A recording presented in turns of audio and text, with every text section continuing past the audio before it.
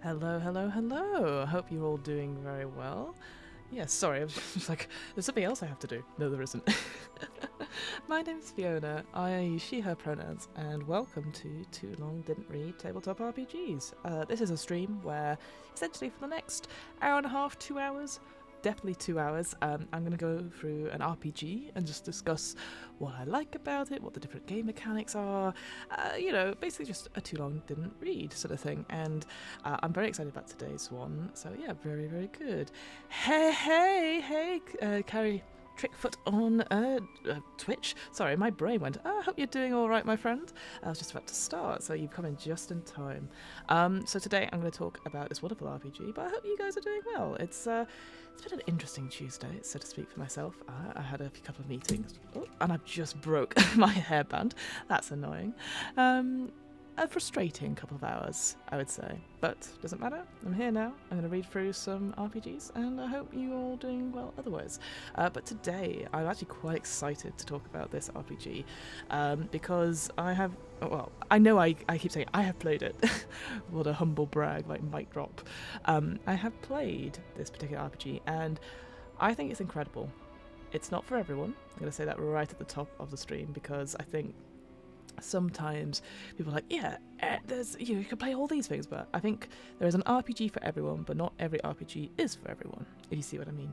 So today I'm going to talk about Die, the role-playing game, written by Kieron, Gillen and Stephanie Hans, and published by Rowan Rook and Descartes, so friends of the show and also really cool people in general. They're the ones behind Spire and Heart and Grant's one-page one-shots, which obviously are infamous. If you're anyone in the RPG community, you'll have used one of their one-page one-shots at one time or another. So yeah, I'm very excited to talk about this one. So I'm going to move over to... Have I done it? Yes, I've done it. I'm so clever. Pat on the back for Fiona. So this is what it looks like, Die the role-playing game. I've moved out a little bit so you can see the whole screen, but I will zoom in a little bit there. But yeah, essentially...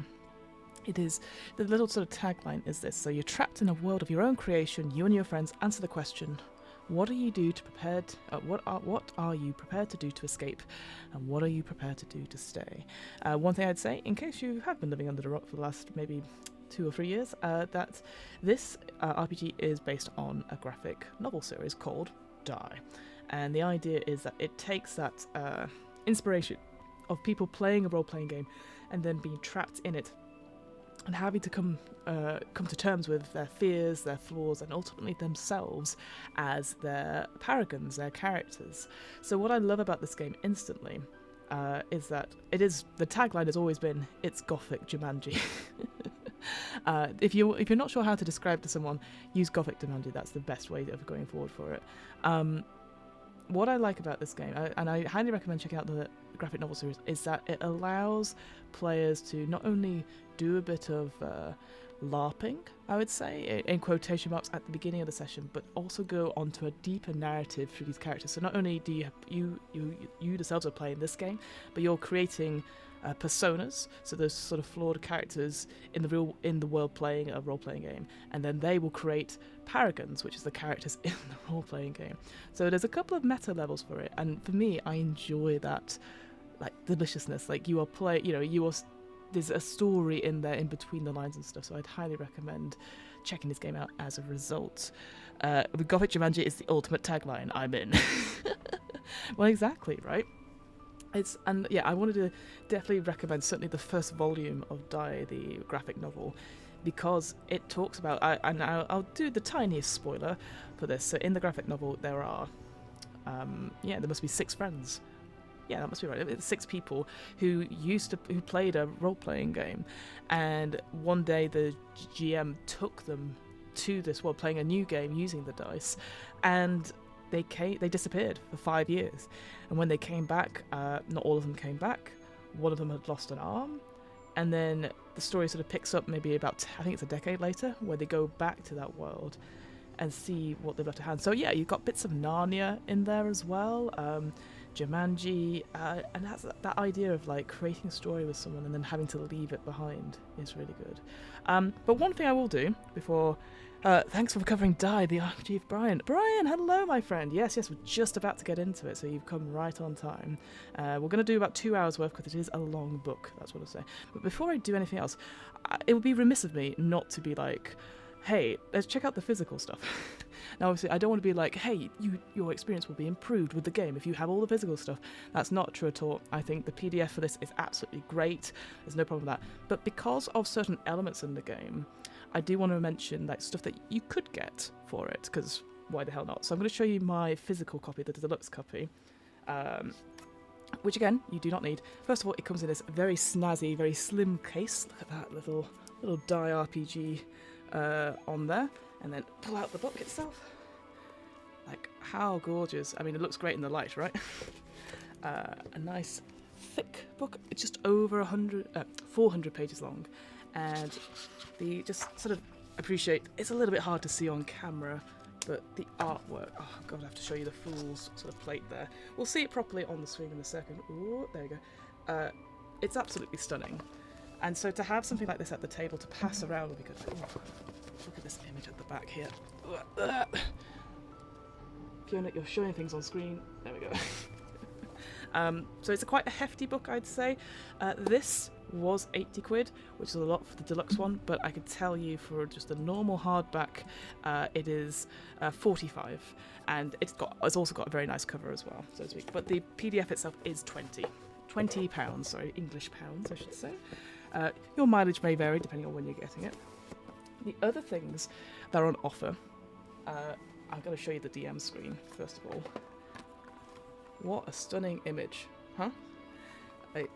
Imagine putting that on the table.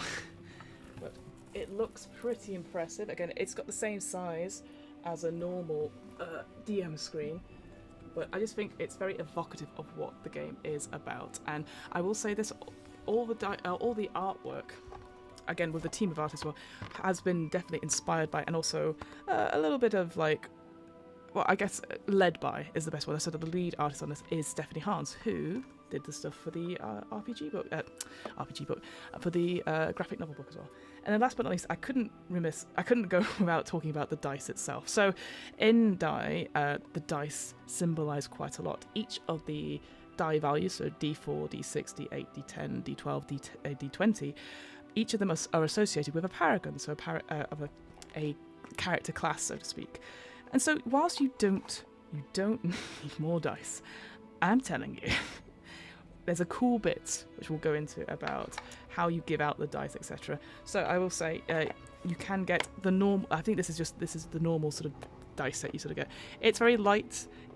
I will say it feels a little bit cheaply made, but it looks very cool. So again, bringing this to the table, opening it up, that sort of thing, getting a little sort of box there. And then the dice itself, you can put any dice in, but I quite like them.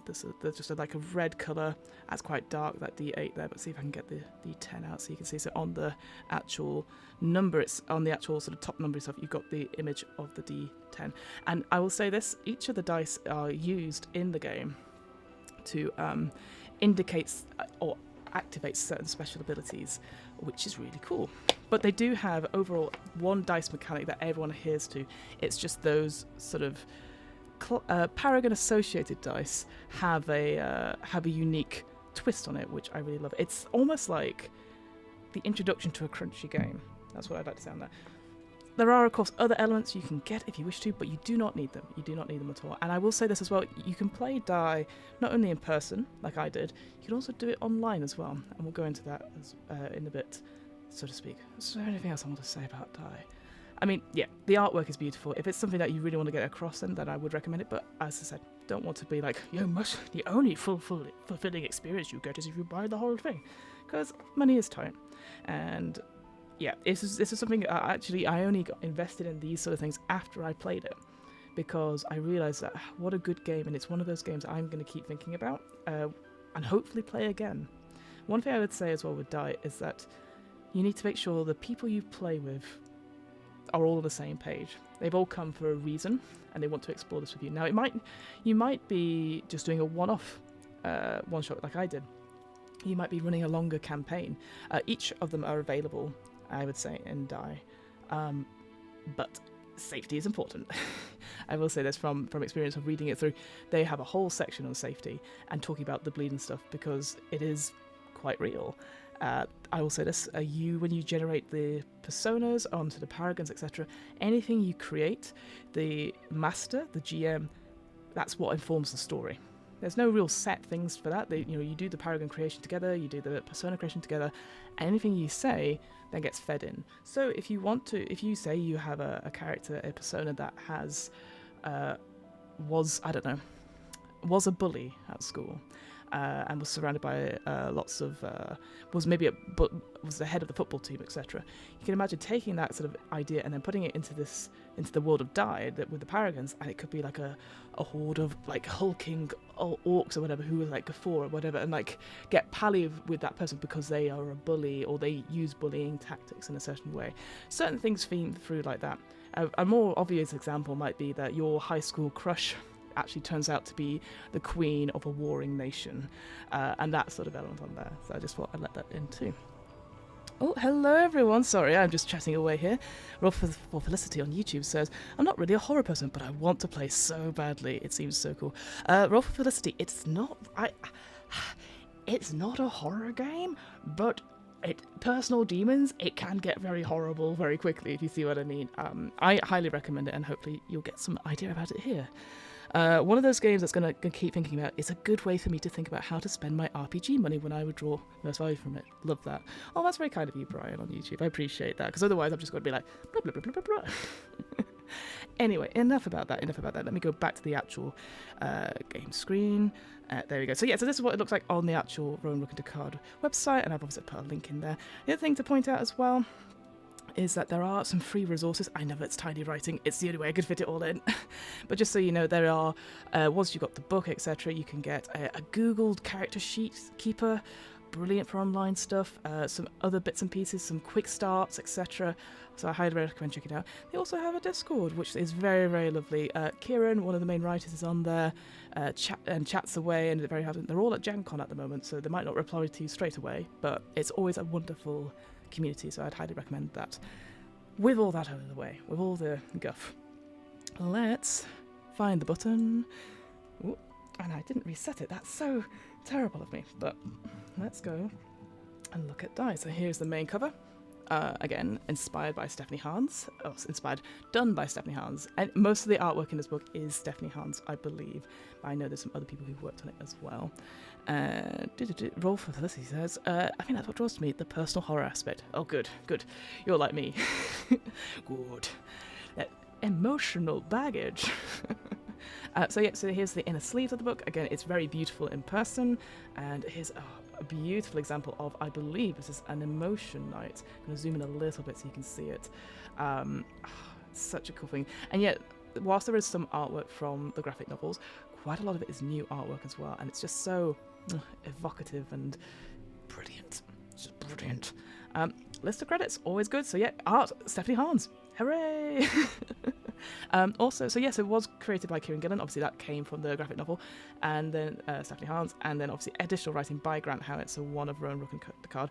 One thing I'd say, and I appreciate this is like plugging my own podcast. If you want to hear an interview with Kieron Gillen, that we did one a couple of months back, and that was really lovely to talk to him about, because he basically said that whilst he was developing the graphic novel, because he is a very famous comic book artist and a journalist, etc., he was developing this RPG the whole time.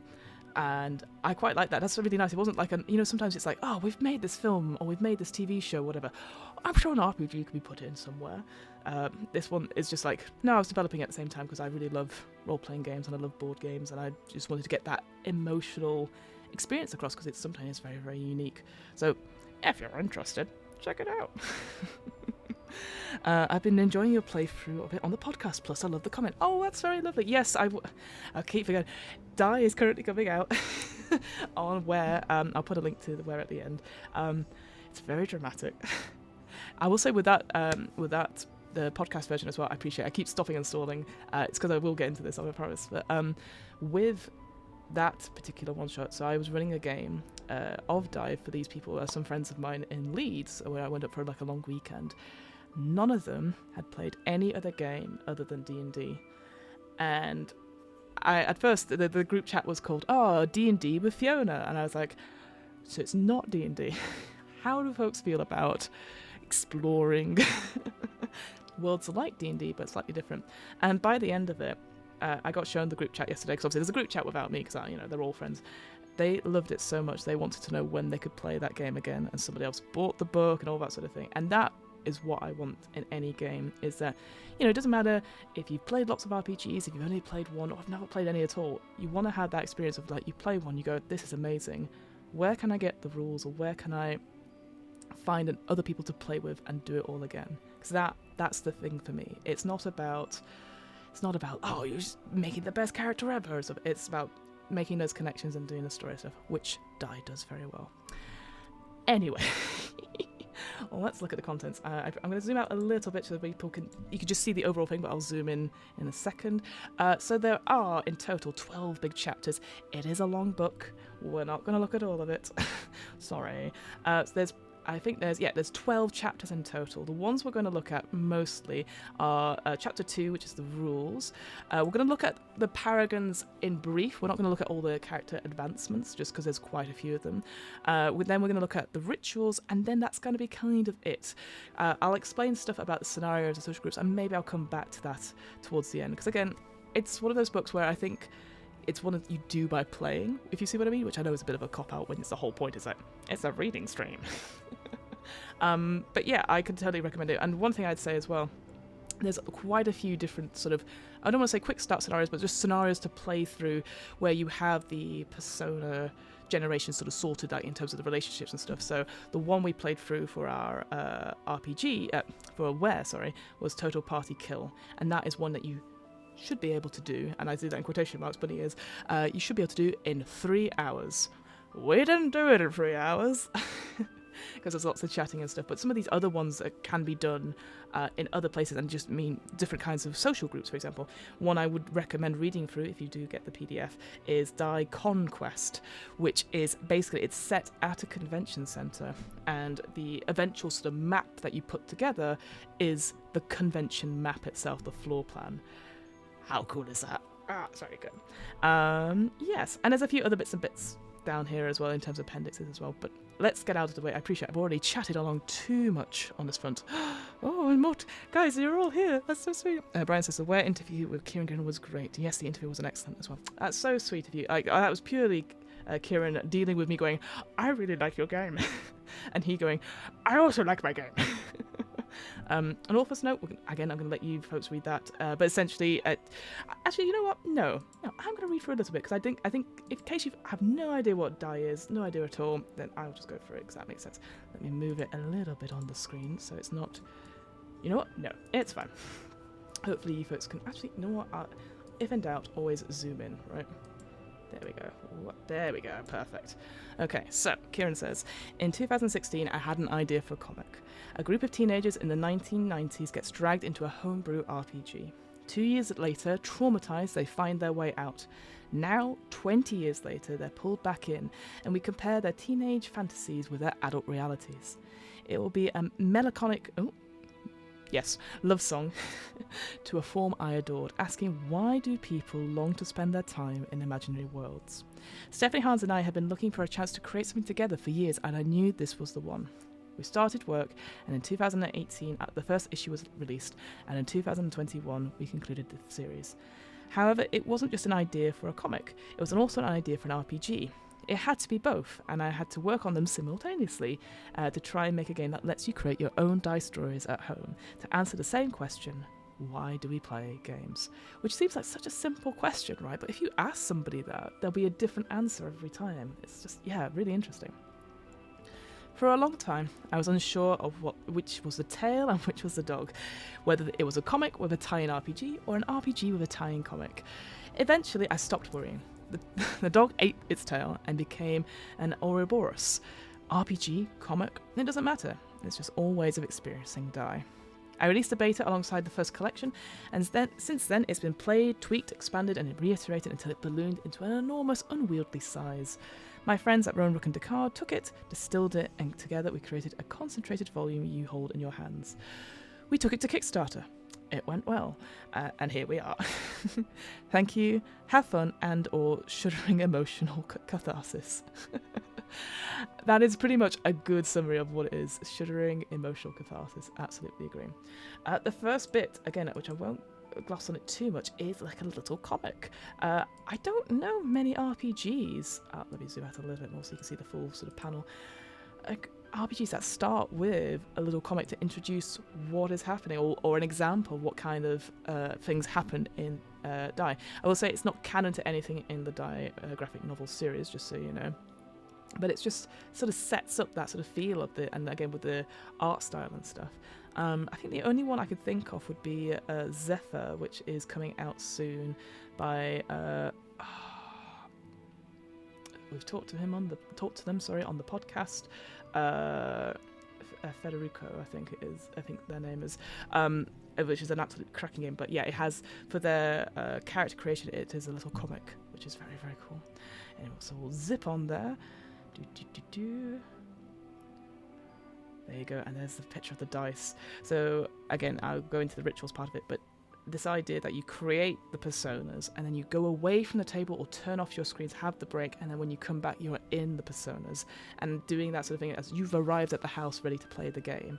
And what does that mean? You've not seen these people for a long time, or do they have the same grudges? Do people still remember bits and pieces, etc.? And then you bring out physically the dice box and give out the dice to each persona, who whatever paragon they're playing, and having that sort of moment with them, signifying like the start of the magic circle, which I love. I love a lot. And there we go. What a beautiful panel there. And that's the other thing as well, is that with the different paragons, the sort of different classes, is that it doesn't matter what kind of game you want to play. You could all play one particular paragon, you could all play different ones, but each of the paragons is sort of clearly inspired by one of the classes, but also you could put them in anything. They, as you'll see in sort of the character creation, you could be dressed in a certain way or create your own thing. It could be high fantasy, it could be sci-fi, etc. It doesn't really matter, because obviously Die is whatever you put into it, which I quite like. Die, the role-playing game. Roll credits. Ah, beautiful, beautiful. All right, introduction. So let's start with the introduction. Zoom in, enhance. Yes, and I will agree, the writing is very small. We've got 400 pages of it, so be warned. Let's give it a little bit more. There we go. Perfect. So Die is a comic book series by Kieron Gillen and Stephanie Hans, wherein a group of real-world, deeply flawed adults are transported to a fantasy world via a predatory, sinister role-playing game. There, they're transformed into paragons, each of whom is a warped take on the core fantasy role-playing classes. In this world, they get to confront how their lives have been diverted from their youthful fantasies, to confront their darker sides and buried secrets. They genuinely cause trouble. It has been jokingly described as Goth Jumanji. It is a portal fantasy for adults and is available from all good bookshops. So what does Die let you do? In this game, you make your own entirely spoke version of the Die story. You make your own social group of messed up real-world humans. They are dragged into a world which echoes your own strengths and weaknesses, failures, losses, and successes back at you. It is your fantasy world, personal, and horrifically yours. Very good. Each of these visitors are transformed into their own unique versions of the iconic paragons of the series. So here we've got them now. So this is... yeah, there's 6 different paragons we could be. We have dictators. Dictators break hearts with words in a blood fountain out of people's mouths way. It's supposed to be a twist on the bard, if you haven't guessed that, but in a more gruesome way, a more controlling way, which we'll get to in the safety tools section as well. Fools rush in with a smile on their face, knowing if it slips they'll be torn apart. Very much like the happy-go-lucky sort of fighters, or any person who goes, I'm bored of talking now, I go into the room, we've finished negotiations. Maybe even almost like a bit like a barbarian style as well. Emotion Knights. I think these are one of the most interesting ones, actually. Emotion Knights know if they feel their passion strong enough, fear, hate, loathing, whatever they choose, they can decapitate gods. Can you imagine, like, your teenage self feeling those feelings to such a high level that you could destroy a whole town through that? Very much like a Stranger Things element, or Firebringer. Is that the one? Or Firecatcher? Whatever the Stephen King novel is on that front. any of those sort of teenage kids who can't control their emotions and therefore they break everything. Godbinders haggle with and bully the divine to get miracles done cheap. That's a really cool system. Again, it really follows in the graphic novel series this idea of like asking for favors, and at any point these gods can call on that favor. A very warlock style, right? And almost that combines with that sort of cleric and warlock style, which is it's a really cool way of looking at relationship, I think. The Neo. And Neo sneaks into the Prussian dragon's lair to steal fair gold to power up their techno weaponry enough to kill the bastard thing. So Neos are like a twist on like what the rogue is, because you always have someone goes, I'll check their pockets, I loot the body, etc. And it's that idea of maybe leaning in a little bit to the ideas, not necessarily, just making sure people are aware of that, but like of addiction and the want and need for stuff. You don't have to play it like that, but the greed, perhaps maybe you're going to focus on that maybe than anything else, because this is the thing. And again, I know I keep jumping ahead of myself because I've just read it. I've already read it. Is that Neos have to have this fair gold because it disappears at the end of the day, so you're constantly looking for this gold to power up your resources and stuff, which I just thought, yeah, really interesting. And then finally, even masters, shuffling reality, knowing if their cheating gets caught, they will have to suffer the torment for breaking the rules. So this is one of the most exciting things about this game that I love, is that even the GM gets a character, gets a paragon, and they're really fun to play. The idea that if something goes wrong, you have something called cheat tokens, and you can just be like, no. But if you run out of cheat tokens and you try to cheat, you have to put your D20 in one of your hands, and someone has to pick it, and if they pick the hand with the D20 in, bad things happen. I do think you die. I need to double check that, but sure. The dictator's so cool and creepy. Yeah. Again, in the graphic novel, it follows a whole storyline about not trusting, because you warp. So one of the things, again, I know I'm referring to like things that you might not have read. There's this whole thing about dictators controlling people with certain emotions, and of course we have the emotion knight. So you can imagine people teaming up together where the dictator will maybe amplify and control the emotion knight's range, but there is possibly a cost to it where they could break someone as a result.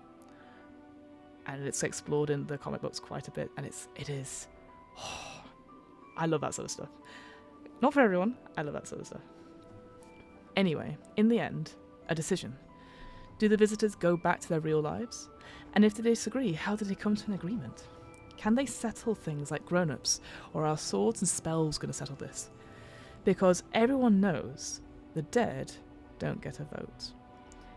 So in Die, if you die, you come back as something called a fallen, which is almost like a zombie-like character.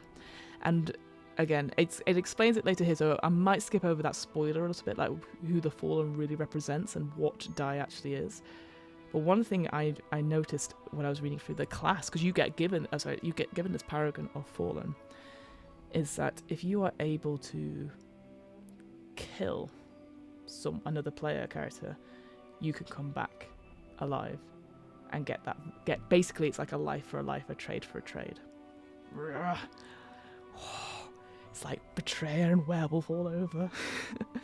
Will the game continue or will the game end? You and your friends decide. So yes, so in reference to that, so at the ultimate point of the adventure, where you confront the antagonist, when you get to like you finish what you were meant to be doing, there is a vote. And you vote to whether you stay in the world or you go home. If you all agree to go home, everyone goes home, except the dead. If you all stay in the world and you are missed from the real world. If there's a disagreement, the world collapses around you. So, it's good fun. It's good fun. So, all out of the way, what is a role-playing game? Now, I do want to point this out. And again, this is a critique. I saw this pop up, this explanation of what is a role-playing game on a Reddit, and people were not happy with how this is described, so I'll read it out. So what is a role-playing game? Google actual play RPG, watch a video for a few minutes. That's a role-playing game. For the vast majority of its playtime, Die is a conversation between everyone at the table. Players decide what their characters do, and the game master generally says what happens. For actions which are uncertain, the rules of the game will ascertain what happens. Fun is had. Now, somebody pointed out that this feels very snobbish. Feels a bit what's the word? It looks down on people who maybe don't play role-playing games at all. And it's very tricky because I read a lot of RPG books, and there's always this question about what is a role-playing game. And like for me, like obviously I know what one is, and I think an answer to this needs to be short and pithy. I do agree that this sort of we could have done a bit better. Maybe, you know, be like literally you didn't need those first two things. You could have just said like it's mostly a conversation. Sometimes it uses rules, etc. I just feel like just go Google it. It's actually not as helpful as you think. It kind of puts an attitude on things, but again, what do I know? I've not written an RPG. So here's an example. It sort of lays out the different structure you have. A note on tone, which I think is quite important to read now. There's also, what I will say with this book, some really nice little sidebar things in red that sort of tells you like maybe author notes and thoughts about stuff, which that's quite helpful because it doesn't necessarily intrude in what's being said in the actual game. Excuse me. So, in Die, you create a bunch of real-world people and then drop them into a fantasy world where the recesses of their inner lives are externalized and confronted or succumbed to. Old-school bullies are literal ogres. Distant, disapproving parents are distant, disapproving archmage mentors. That lost love is an elf regent, promising you happiness so long as you abandon reality and stay in this fantasy realm. This can be a serious game of personal trauma and loss, akin to the darker recesses of the Die comic. It can also be a lighter about real-world people dealing with the ludicrosies of a fantasy world. So it could really well be like, I don't know if anyone's played Bunkers and Badasses, the Tiny Tina sort of version in Borderlands, and how really, if you play through that as a character, like it's completely wild and sort of not crazy, sorry, that's not a word we should use, buck wild, you know, and really out there. By the end of it, you realise she's doing this as a way of healing herself from her grief about missing someone and losing someone. So, hey, role-playing games, man, they're really, really good healing tools. Who knew? Die could be about a game about an adult finally come to terms with their identity, and it could be about a nerdy teenager absolutely delighted by being able to throw fireballs. It can be all of the above. If I'm running it, I move it freely between all the poles. Your group decides what the game looks like and make it yours. Cool. And then, something you don't see very often at the beginning of the book, a glossary, a terminology thing, which is, so bloody useful to have.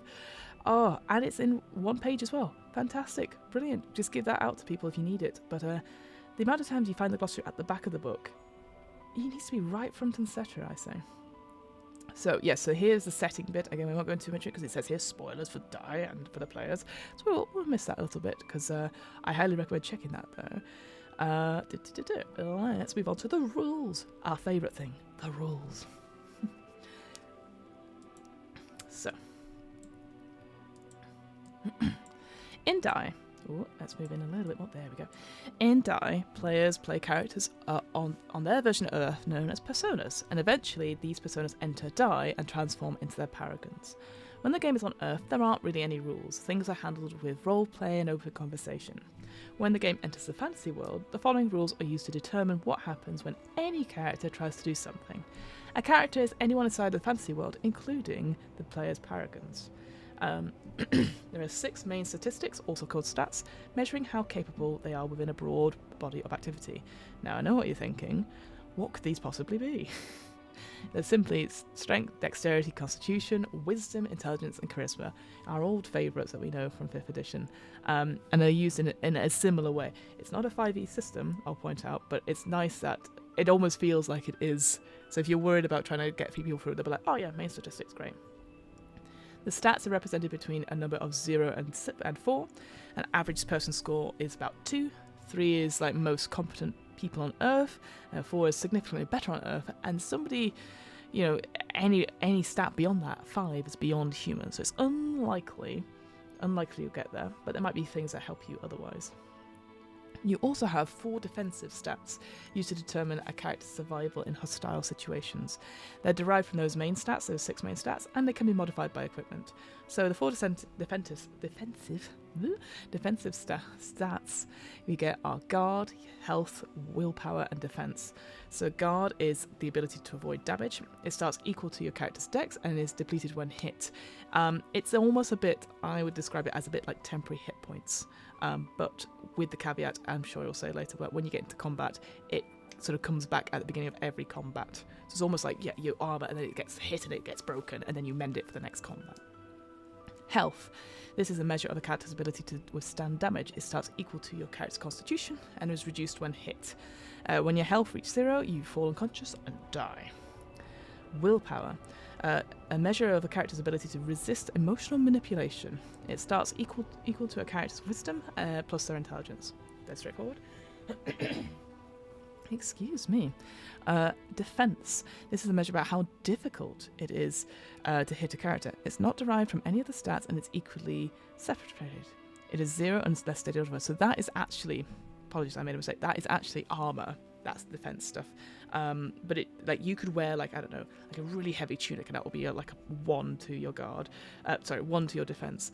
But if you're hit by something, say, and you get 3 damage and you have like 1 defense and 2 guard, that defense will like soak up that 1 damage, so then you have 2 damage, and then the guard will take 2, disappear, and then you wouldn't have any damage, but then next time you wouldn't have any guard, but you would still have that defense. Hope that makes sense. I appreciate this is all from memory, so I don't know if I'm right, and hopefully the book will tell me otherwise. So, here's the long and short of it all, the main mechanic, right? When a character does something, see if anything of these apply. So, is there a chance of these things not happening? Basically it talks about risk, essentially. So, is it impossible? Is there no significant chance of it not happening? Is there a skill that they could just do it without, they've already got, say, the tools of lock picking or something like that, rather than just using their things. If it's using a Paragon ability, etc., you return to the core mechanic. So those sort of things are just things to keep in mind. It's like, don't roll unnecessarily. So, and over here it says, this is the core mechanic and it's most basic and can be made more sophisticated in a bunch of ways. Determine the success level, failing forward, specific rewards for each, etc. There are extra mechanics on page 15 if you want to do so. Some of these, like crit fails, can be used in some character class abilities. So yeah, what I would say that the core mechanic is what we used, and you can add on to it. So a bit like in Warhammer Fantasy Roleplay, you had the main mechanic, which is really, really good, and then you're like, oh, but if you want to add more to it, here's some optional rules as well, and that's what Die does as well, just to say. So in short, say you wanted to open a door, which is like barricaded up with various like bits and bobbins and all that sort of thing. I would say, okay, let's do a strength check. You collect that number of dice, a d6, that are equal to the stat most relevant at hand. So that'll be, say, if you're like 3, you're quite strong, tough person, so you get 3 d6. If there's any advantages at all, like your friends are helping you, add a d6 for that. Any disadvantages, take a d6 out. You roll. Any dice that's showing a 4 or higher is a success, which is great. If you have success, if you've got at least 1 success, that's great. But if you say, oh, it's going to take at least 2 successes to shove through straight away, you remove that number of successes as you go. And if any remain, you succeed. So you always have to get 1 more success than needed, if you see what I mean. It can't be equal to or under. I believe that's what I'm sort of reading through there. If any of the remaining dice is a 6+, they can be used to activate any relevant special abilities, and that's in the Paragons and stuff. So that is quite useful.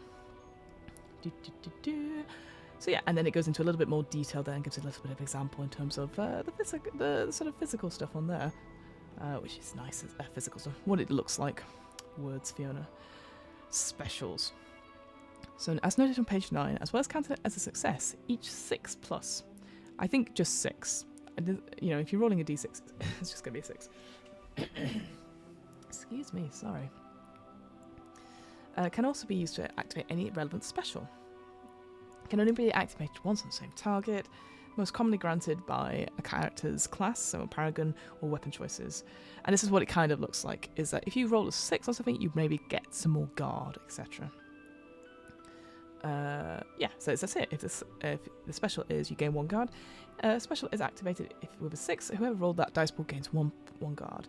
If they roll 2 6s, they'll only get 1 guard, as it can only be used once on the same target. So that's good to know. And there are some specials that require multiples of 6s or higher to be activated. So you get double, triple, quad specials, etc. The D20 special only appears on the master and is only triggered by rolling a 20 on their D20. So there you go. Some of them are described as mandatory, which means that you have to pick that special first if you roll enough dice before picking anything else. So that is interesting.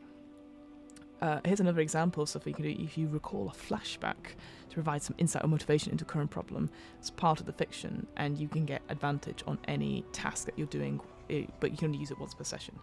I love that. It's very much like that Blades in the Dark thing of like, I did prepare this. Remember back at the bar? And then you get, I don't know, the piece of rope you needed. So 2 defensive stats that are depleted when they take damage. Guard represents your footing, awareness, and ability to stay out of the way of damage. Characters start the game with guard equal to their dexterity score. The guard is reset to this score at the start of every combat. It's only ever used in combat when fighting against an opponent. Health is your ability to suffer physical harm, stay in the fight, and not keel over and stop breathing. Characters start the game with health equal to their constitution score. If your constitution increases or decreases at any point, your health changes alongside that. Fair enough. Neither your health or guard can go below 0 or above its starting value. If health ever reaches 0, a character passes out. If they're not healed or otherwise stabilised by the end of combat, they die. If a character ever has negative health, they die. A death for a persona is not the end of the game, as a player will find out. There are more rules to this, i.e. the fallen character sheet, on page 120. Cool. So let's do it. Let's look into combat. Again, I'm very grateful that all this is at the beginning. It's actually before all the Paragon classes as well, so you don't get like taken up with like, oh, this is cool. It just gives you what the rules are, which is very useful when you're doing a read through. So, in combat, all your guard resets equal to what the dexterity score is. Done. The characters take turns going from highest dex to lowest dex. Makes sense. If you have the same dex score, alternate between persona and GM control characters who have yet to act, which is fine. Again, remember, you're only going to go between 0 and 4 in terms of what you have in your dice pool, what you have in your stats, so to speak. Once all the characters have taken a turn, start again. When the combat is over, when all the relevant combat is over when all the relevant players agree it's over. If someone is still swinging and wants to swing, it's not over. How do you choose who goes next? This is quite cool, actually. Ultimately, it comes down to narrative, who you think works. And I actually quite like that in a situation. I would say, for me, what I quite like is that I always say, hey, I actually like Snake Draft initiative. I don't know if anyone's ever done that, where basically someone goes first and they pick who goes next, and then you keep going until the person at the end, once everyone's going to go, they pick to go, and usually that person at the end will pick themselves to go again. So you get maybe 2 turns in a row, which can be useful. One thing you should say though is that you can pick all your friends to go and then all the enemies to go, but maybe it's nice to break up it a little bit and have that conversation open with people. So it's not always like, I always find that's a little bit better than maybe, oh, so-and-so's always going to go first because they get the highest dex and they're going to do their bit, etc. I think for story and narrative, it's actually quite nice to break that up a little bit, but that's just what I think. One thing to say, whilst we're looking at this now, there's a little picture of what the different sort of movement zones are. Sorry, I completely forgot, which I quite like. So far, medium, close, melee. Again, nothing unusual there per se, but good to know. On your turn, you can do a movement and you can do an action. That's it. No bonus actions. No. You can choose to delay your action or movement until later in the turn, or until someone else does a specific action. So, very good. Look at that image. Sorry. I get very excited. I'm like, ooh, that's so pretty. So, an action is anything you do under pressure in combat, like climbing a wall, picking a lock, casting a spell, and more. One common action is an attack. Sorry, I don't turn off my TV. I'm reading. So, attacking uses that core mechanic that we said before, so those dice pools. So, excuse me. So, but then for this, we determine the difficulty. So here, the difficulty is the target's defense. So the AC, right? That's what you need to roll to hit them. So say, for example, someone has a defense of 2. You need to roll 2 or more successes from your dice pool in order to hit them at least. So here, for melee attacks, you can use your strength. For range attacks, you use dexterity. For spell casting, it's either between intelligence or wisdom, and sometimes charisma. It depends on the character. I think charisma is mostly fool stuff. I seem to remember off the top of my head. It's very luck. Oh, it says it here. Look at me predicting. So wisdom is for godbinders, intelligence is for masters, and charisma is for fools. Each die that's a 4 or higher is a success. Remove those number of successes equal to the difficulty, and what you have left is the number of hits. So if you've rolled 0 successes after the defense has taken them, somebody could possibly attack them, the attacking character suffers a hit. So like you've gone all out, but you get hits as a result. Sorry, I've misread that completely. So if a character rolls 0 successes when attacking someone, so that's at all, and someone could possibly attack them, then the attacking character suffers a hit. So it was almost like a failure in some way, right? If a character has no successes after difficulty has removed them, the next target on the character gains advantage due to them having to concentrate fending off the last attack. The GM can alternatively decide whether it does a small in-fiction boon. Again, I didn't use those, I'll say on that one, but would I use them again? I think so. Again, it's that nice little bit of crunch to it. And dealing damage. If the target has any guard, each hit removes 1 guard. If the target has 0 guard, it removes 1 health. And any hit which removes health is called a wound. Right, so again, that's the idea of like temporary HP is guard, sort of, in a way. Some unusual cases, again, we won't go into too much detail about this. Multiple targets. Let's look at spell attacks, if that's all right. So spell attacks, a dice pool serves double duty. First of all, you check the spell is cast by comparing the number of successes against the spell's difficulty, and secondly, you take the dice pool's result and apply them to the target as any normal attack. So there you go. So you've got 2 things to think about when you're doing spells. Some unusual stuff like team attacks, non-lethal attacks, overflow damage. Again, we're not going to look into it too deeply. Here are the extra mechanics we can do. So it did talk about, like, if you critical fails, sometimes there is an ability that, or abilities in the Paragons that might be improved by this. Again, I would talk about it with your players a little bit, or maybe like add them as you go. Like crit fails and extra successes, that's great. Again, they're quite straightforward, so to speak. But here, for example, for failing forward, this is like excuse me, it's a bit like that mixed results, that you get from Powered by the Apocalypse games, so like success without a cost, partial success, a complication, all that sort of fun stuff. Again, optional rule there. Multiple success targets, success rewards, abstraction.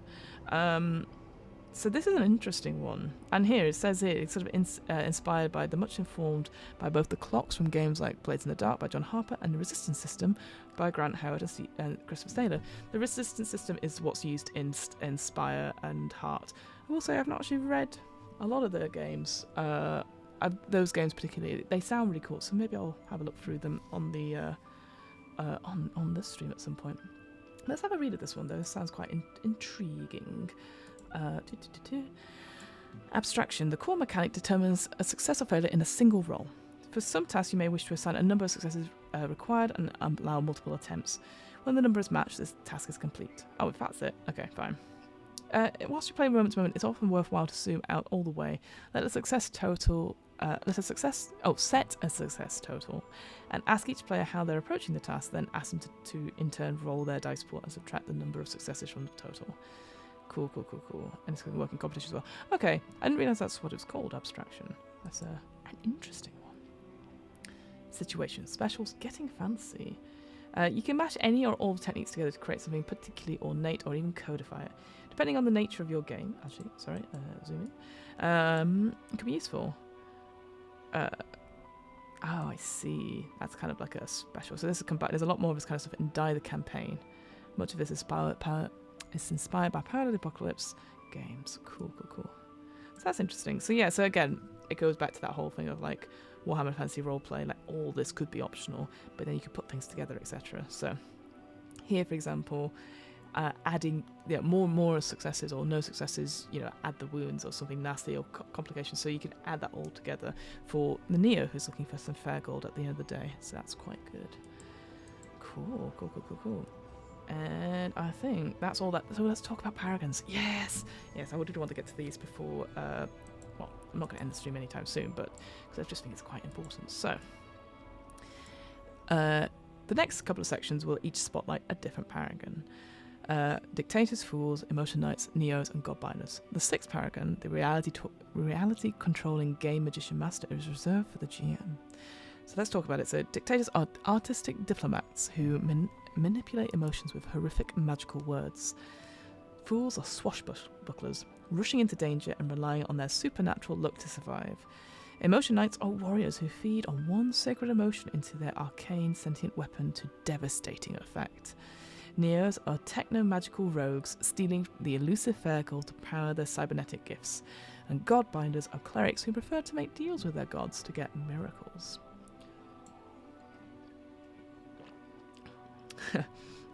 Shh, there's a player version of the Master in the appendix. Don't tell the judges of reality. I quite like having that option because it kind of makes sense. Because not all the time does the GM want to be a character or a player in a game. I will say when I ran it, I was very aware of running this game for the first time, and I was aware that I had to play myself, but also a character who was running the game who also wasn't very nice. So would I play it if it was a player being playing the master in this? I think maybe as a co-GM, as a co-person, I would have that because I think that would be quite fun. Because they will know like the layout of what I have planned, etc. Or maybe even like they didn't realize they came here, and it just gives it a nice sort of what's the word, gap, so that you can create the story, you can focus on the storytelling and being the arbitrator of rules without having to be a persona as well. So it could easily be that this person is a stand-in for you. I think it could be quite interesting, but it'd have to be someone I would really trust, or someone that trusted me very well, because my games go mental. Not mental, wild. When I run die, I let folks swap their abilities after the first session or two if they don't like them. Yes, I agree with this. I think sometimes you need to play it in a game to understand, oh, that's how it works, etc. And also as a GM to make sure you give those spaces and those opportunities for people to play through those abilities, or try the abilities perhaps. This gives them a chance to experiment and gives them time to read the next section before the next game and see what else is available. This could be explained at the table or inside the fiction. Better to bend the story a little than to leave the player wearing shoes that don't quite fit, metaphorically. So, a Paragon's core abilities. So this is what it sort of looks like each of the pages, so to speak. You have the Paragon's name, the class dice, a brief piece of text which describes the Paragon's core nature. It's designed to be read aloud to introduce the archetype to the group during the character generation. Reasons why someone would want to play that Paragon. How to define the starting characteristics and which statistics are key to each class. Their equipment. It could be a mixture of specific items or choices from lists, which is always really good. Also define their basic defense score. Suggested looks for them. And description of the core abilities of each class, including specific rules. Each Paragon has significant bespoke rules for their own unique nature, and that's what I really like, is that no matter what you play, you've got something a little bit special, something a little bit different, which is good. There's also, again, we're not going to go into too much detail on this stream about it, but there's the advancement options as well. I think, you know what, I will show this before I go. It's going to, because it talks about this like quick advancement, so that if you want to start straight away adding a few extra things before you play, and the full advancement, etc. But I'm going to show an example. It's probably, so it talks a lot about advancement here, but yeah, here's the example here of the Neo that it does. I love this because it's based on the dice you get, right? I think that's the case anyway. Maybe not. But yeah, you can get up all the way, I think it is all to level 10, essentially. You don't get everything on this, but it's like a little tree. You sort of pick where to go, and obviously you have to fill each square or each bit before you go. So yeah, so as it shows here, this is the way you'd make it all the way up, but you couldn't say go, you couldn't pick and choose, so to speak. Which I love. I love that visualization. You would easily maybe print out a copy and then be able to fill in as you go, or tick them off as you go, etc. So this gives an example of like the Neo, for example. And each level, you get to put what the advancement is, etc. Go all the way here to pawn shop, which I think is an ability, and then you get a new gift or an upgrade of a new gift, and keep going like that, which is really, really cool. And yeah, planning your advancement choices. It says don't be secretive about it, just be obvious, I think. Let's go in a little bit and see what it says. Many advancements often involve interacting with the group and adding to the fiction in major ways. If the player of the group tells the direction they're heading, this can be more easily integrated as an element. So yeah, I think with the story as well, the way to collaborate it, it's not just one person just doing the fiction. This is one of the most collaborative RPGs there is currently out there, and I think that you can really add to it. Like, I could imagine. See, it's tricky because, like, having played through it myself, I did put a lot of myself into the one shot I ran, and I feel like if I was going to put it out, I'll say as a network show, as a limited series or something, having everyone involved in it, it'd be a really incredible experience. I just don't know what else I would. I just feel like we couldn't be like, okay, it's got to separate ourselves. We'd have to put our full self into it, if you see what I mean. I think it'd be very hard to break the bleed, so to speak. Just from my experience of playing it before, maybe you'd have to have a couple of test games before, like going, okay, let's hone in a little bit of what those characters be, which might not be as organic or maybe genuine. I don't know. I'm saying a lot of things just now. So, first of all, let's look at the dictator. Dun, dun, dun. So, you read a sad story. You cry. You think that's sinister, as if someone has artificially taken over your emotions. Of course not. That's just what art is. Anyone who's ever met a dictator would disagree. By performing, they alter other people's emotional states. Dictators play people like a musician plays a harp. They can pluck the strings. They can snap them. They're like bards, if everyone was fucking petrified of bards. I love that. The flavour text in this is beautiful. So play a dictator if you want to. Be an artist whose performances warp others' emotions and even create magical effects. Use your imagination or creativity to work out exactly what your awful gift can do. Be hated and feared for very good reasons. Like all those, I'm like tick tick tick tick. I want to play a dictator. However, this is where the consent stuff comes in. So the dictator's voice must never be used to take consent away from players, because it can do, and it does. In the graphic novels, in every a game starts with preparing the magic circle, which is basically the lines and veils and the boundaries that you put in, which includes a stage where the group delineates what the dictator can and cannot do, and where the dictators will even be in the game. No matter what decided, dictators should use the safety tools, which is on page 142, get consent from all the players, and check in frequently throughout the play, which we did actually. In one of the episodes, the dictator was like, I want to try something, can I just confirm this? And that, you know what? It was so beautiful, because it didn't break immersion. It didn't do anything like that. But, you know, all the things that people say people do, didn't. It was actually perfect. It worked so well. Who are the dictators? They're the people who get by with their mouths and wits. They're all artists, or at least consider themselves artists.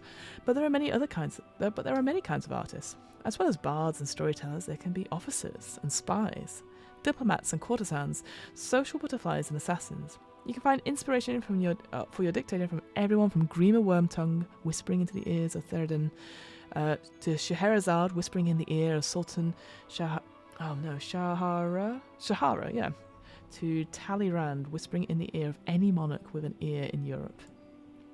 Very much so. So all stats start at 2. I think they're all at 2 when you start, by the way. 2 points for creatures, any stats you wish, but dictators will normally benefit from a high charisma score. Any of the following weapons, so a rapier, which gets a special there, recover 1 guard, so if you roll a 6, you get one special there. A dagger or ranged weapon, you know, so bow, pistol, or something else. Magical death touch.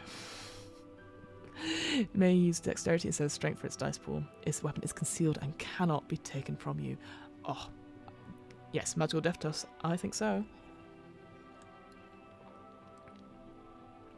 I think that is an error there. Like a strange typo. Austere. So your look. So again, some examples of looks. Each of them has a defense of 0, by the way. Not always the case. And then, select your emotional palette. Every artist has their favourite theme. As a dictator, you play with emotions and wrap them to your will. choose a spoke from the emotion wheel, see the page opposite, which we'll do in a second, to be your focus. These are the emotions you can manipulate. The die emotion wheel is based upon Robert Plutchik's theory of emotion, which theorizes that there are 8 primary emotions, and all the other emotions are formed from increasing or decreasing the intensity or mixing them. And this wheel actually comes into play later when we talk about the emotion nights. The voice. The voice is the dictator's gift, and it lets you issue commands with magical force. Emotions are tweaked even to supernatural extremes.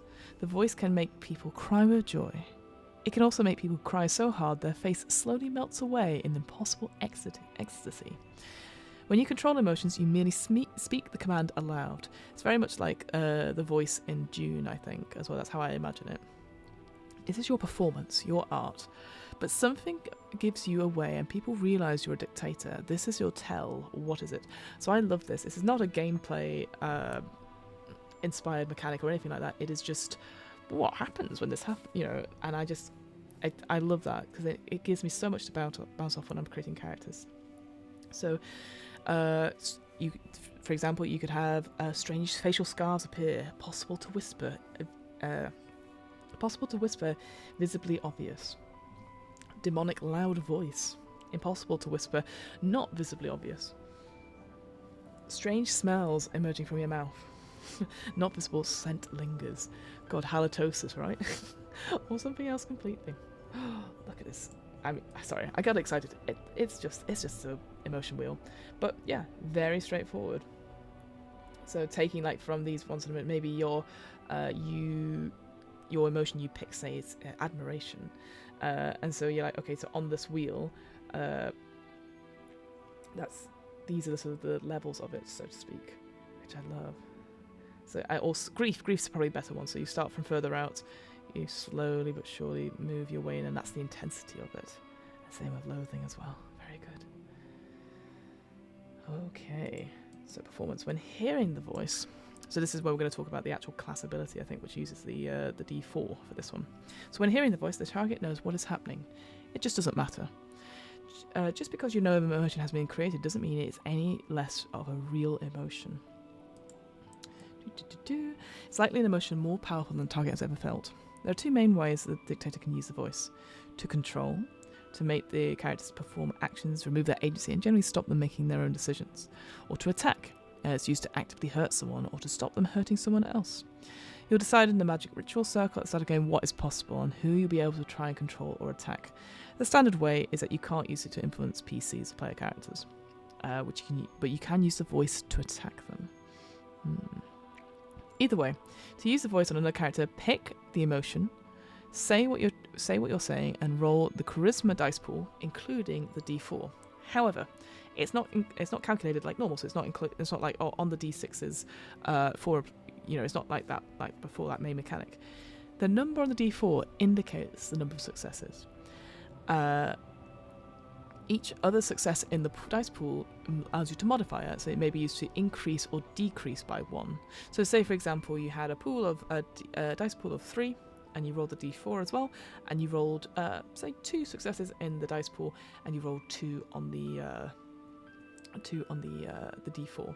So currently you have 2 successes because that's what's on the D4, and then you can use the successes in that dice pool like to go up 1 for 1, etc. So you can end up getting those 4 successes. Maybe it's not the best example, but that's how I work it through. Each of the successes is used to decrease or increase or decrease by 1. The final number is the intensity of the emotion, and it is used to determine the effect on the audience.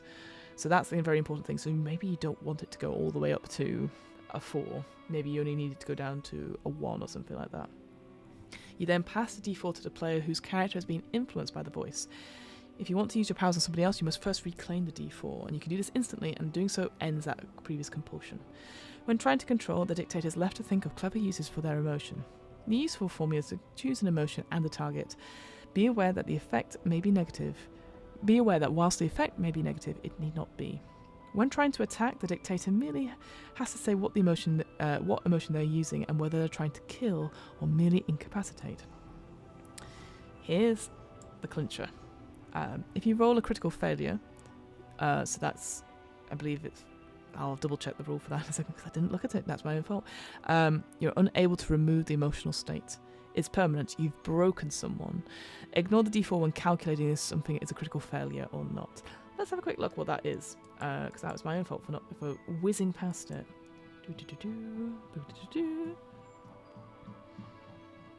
Brian says, and whilst we're zooming back up, I don't think I've ever seen that a particular approach to safety. Very interesting. It really is, because it's such a vital thing in this game. Sorry, well, have I moved past it? I probably have while I'm not looking. Usual targets. There you go, crit fail. There, I thought I should have known this. So if the dice pool has no successes, but at least one of those dice is a 1, the character critically fails. Something has gone terribly amiss. So you can imagine, so it's again a bit like that Alien game. That Alien game that I sometimes play. That there's no successes in your dice pool. Even if there's a 4 on the d4, doesn't matter. You've broken that person. Scary. Get through that advancement.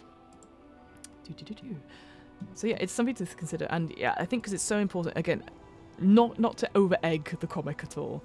It comes up quite a lot in the comic, and because mostly the person who's playing the dictator, when they go back, they've realised the terrible things they've done as a teenager, controlling various NPCs and stuff and breaking them unintentionally, and obviously having to deal with the consequences of that. So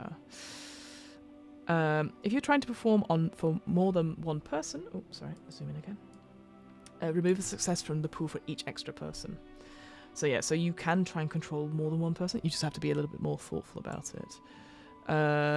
Let's look at what it says on the side. You can use the voice to control your fellow players' characters. You should still consult one another as players. Yeah. Even if the personas are fighting, the players are collaborating. And that's so true in improv as well. You might be disagreeing on stage, but you as a performer are like, I want this to happen. I agree with what you're doing. How do people respond when the voice is removed and their normal emotion state returns?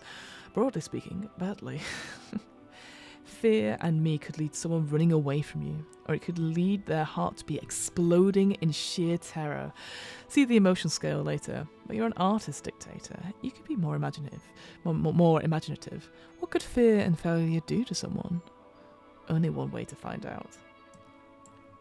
The writing in this is so good. So here we go. Here's the audience. So the target of the voice is known as the audience. The number of successes the dictator rolls is how powerfully the audience feels the emotion, as described below.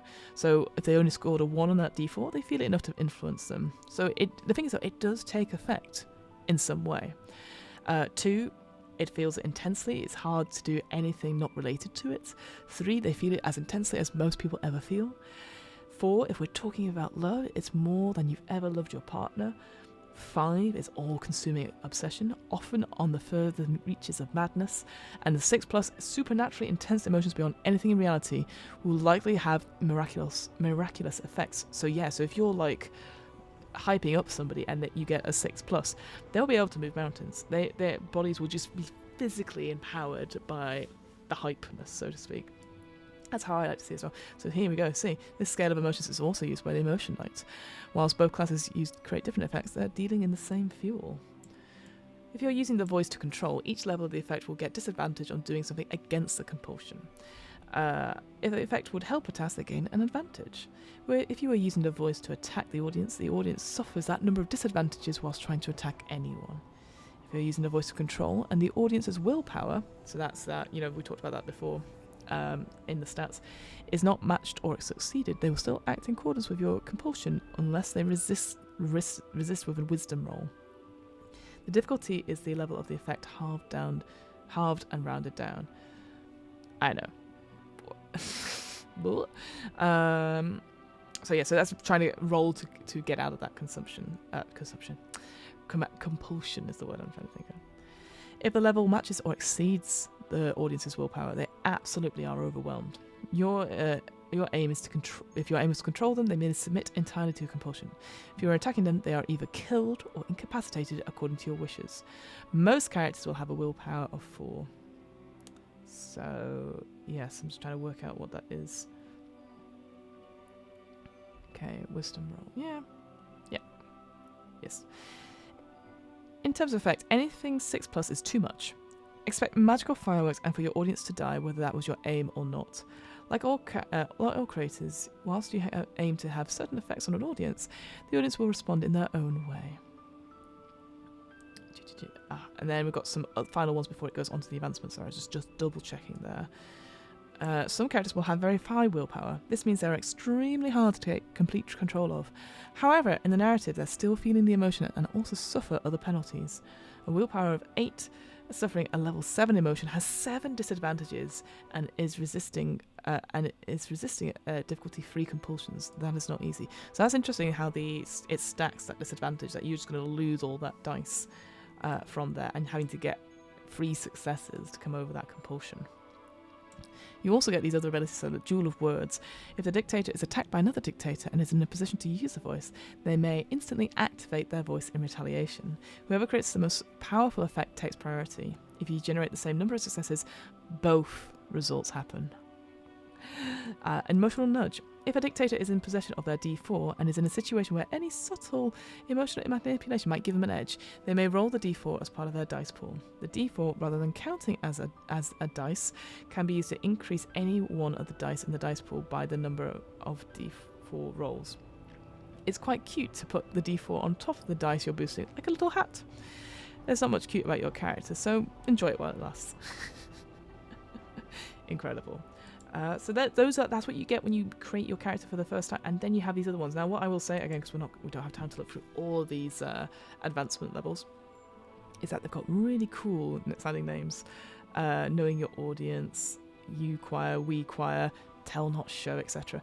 And here's the example here. So of the character, the dictator's advancement as well. So it's not it's several pages worth. I will say that, which is quite good.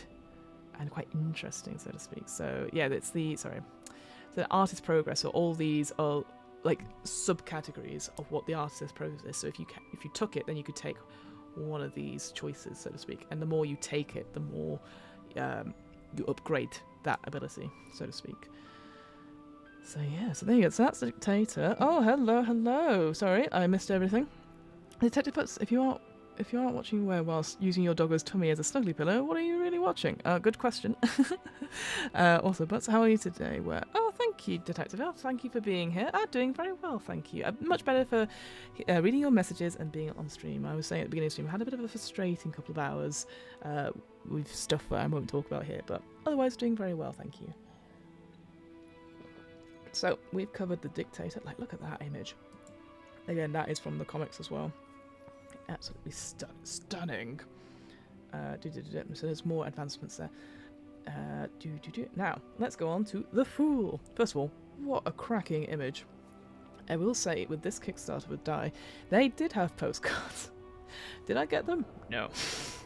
So I'm an idiot. I should have got postcards. So the Fool uses the D6, as indicated at the top here, for their character dice class. And here we go. Let's see what it says here. Always look on the bright side of life, as the song goes. It's true. If a fool's laughing, you'll get out of this hell alive. If you're getting a laugh, your enemies won't be laughing for much longer. Don't take things too seriously, and it won't get too serious. At least for the Fool. The Fool is a swashbuckler, romantic rogue, the life and soul of the adventuring party. The rest think they're irresponsible, but the Fool's abilities mean the only responsible thing is to do the irresponsible. So screw everyone else if they can't take a joke. Fools rush in, and their friends have to deal with the consequences. Play a Fool if you want to bound into action with a grin, knowing that your luck will protect you. Get out of any situation by the skin of your teeth, even if that means making a few sacrifices, and deal with the chaos when pushing your powers too far inevitably bites everyone in the ass. So yeah, you get that sort of... We've played that character. We know that person who's in our RPG games. You're like, oh, for goodness sake. Oh, no. But it's good fun. So, same again, everything starts at 2. You get 2 to benefit any 2 stats you want, so they benefit from dexterity and charisma stats. Again, let's have a quick look here in terms of stuff. Cutlass is an example you could get. The only special you get is that rapier again, but it doesn't matter so much. A concealed throwing weapons, so yeah, you could be... It does feel very pirate-like, I will say, but it doesn't have to be. It could be anything, really. And you can choose 2 of these lights. Here, your defense, you do get a +1 defense to this, so that's quite good. A bit of armor. A long cloak balance, delicately wasted and scruffy. I love that. You may want to pick your trade before deciding on this. So yes, so your trade is like your sort of special ability, so to speak. So the Fool's dice. So your dice is the D6. Now, what I quite like about it is that during the rituals, as it will get to it later, obviously we're already using D6s. So there's this whole thing about like the Fool dice is not very special. It doesn't matter too much because it's a D6 like that. But what I like about it, for its sort of mechanic, is that you can add your D6, your special D6, to the dice pool anytime you're acting in a foolish, daring, or cavalier fashion. Any dice pool which includes your D6, you gain access to the following special. So roll another D6 and add it to the present pool. So again, if you rolled a D6, you just keep going essentially. We use exploding sixes, so to speak. Now, choose one of the faces of your D6 and draw a circle in non-permanent marker on it. If you happen to roll that circle, as well as the usual effects of the number underneath it, some fluke of luck will also happen to benefit you. So for example, the foe you're fighting is buried underneath a pile of something unfortunate. Somebody reveals something they shouldn't have. And an unlikely event causes a welcome distraction. Obviously, the GM can choose to modify it, but the more advantageous you make it, then obviously the more tweaking it happens. But that's quite a nice little flavoursome thing that's just to help you out because you've rolled your lucky number, your fluke. If you roll your D6 but didn't roll a fluke, you add a circle to another face. So basically, you add, the longer you don't roll a D6, the more your luck builds till you have possibly a circle on quite a few of your faces. If you did roll a fluke, however, erase all the circles but one and add a cross to a different face. So you're like, oh, I've spent all the luck, but I've got one on one face, and then you've got a cross on another one. If you roll the cross, something unfortunate happens to you. Your bad luck catches up with you. And after rolling a cross, erase all the crosses. If your D6 is not good for drawing around, use a diagram to record which of the symbols you have as well. So yeah, that comes with other character sheets as well, which is quite useful to have. Oh, hearts to you, detective. Hearts to you. When you're instructed to add a circle to dice and there's no blank space, don't add a circle. If you're instructed to add a cross to dice and there's no blank space, erase a circle and replace it with a cross. In the unlikely event that all sides are filled with crosses, don't add anything. Your luck is very bad. What goes around comes around. In a truly dire situation, the Fool may give up all their temporary luck to get out of a situation alive, knowing that sooner or later they'll have to balance the scales. If you're in a dire situation that you wish to escape, hand the GM your D6, so that special D6. The GM will create a circumstance by which you and possibly your friends will get out of a situation by a piece of unfeasibly good luck. The GM may return your D6 at any point to create an entirely unfair event on a similar or lower scale of awfulness to your previous use. So I love that. That is such a cool little mechanic that, okay, I'm going to give you my special dice. We need to get out of here. And I'm like, I'll save this for later. If at any point before then you deliberately cause a disaster in a spectacular or amusing fashion, retrieve the D6 from the GM. So you could even do it yourself, which I think is incredible. So first off, once you've done all your stats and you picked out your various equipment, not your luck yet, because you might want to get your trade first, here's your trade. So fools are above all things fools, charming or otherwise. What kind are you? Pick one. So we have swashbuckler, trickster, wizard, rogue, bard, con artist, hustler, etc. And you get a few bits and pieces of that. Wesley from Princess Bride, great film, just saying. John Constantine, oh god, you see, there's always the cool ones to be like, that's really cool, that's really interesting. Garrett from Thief, god, I've not played that game in years. Anyway, so you get an additional thing by choosing what trade it is. Make them laugh. I love this ability. If you or your persona does something that entertains the group and is particularly foolish, the GM may reward you to add an additional circle to your die. Clearly, as this is at the GM's discretion, you are to use your best judgment. Hint, being annoying isn't entertaining. So I'm very bad. I always court. I always love a good bit of roleplay or something that makes me laugh. So that's such an easy win for me as players. Look at that image. Very cool. And then that's it in terms of advancement. So there was a bit more on obviously on the dictator, but you sort of really build up on the advancement stuff for the fools. So you got nickel spell, jack of more trades, clean slate, etc. Clown school is the other one. So yeah, as you can see, he sort of builds up the tree through there, which I love. Oh, look at those images. Again, some of these are from the book as well. From and again, the naming of it's great. It's a stupid plan, but it may just work. Yeah, so that's that. Clown Show is the one that's Clown School. Sorry, it's the one that you can unlock lots of things for.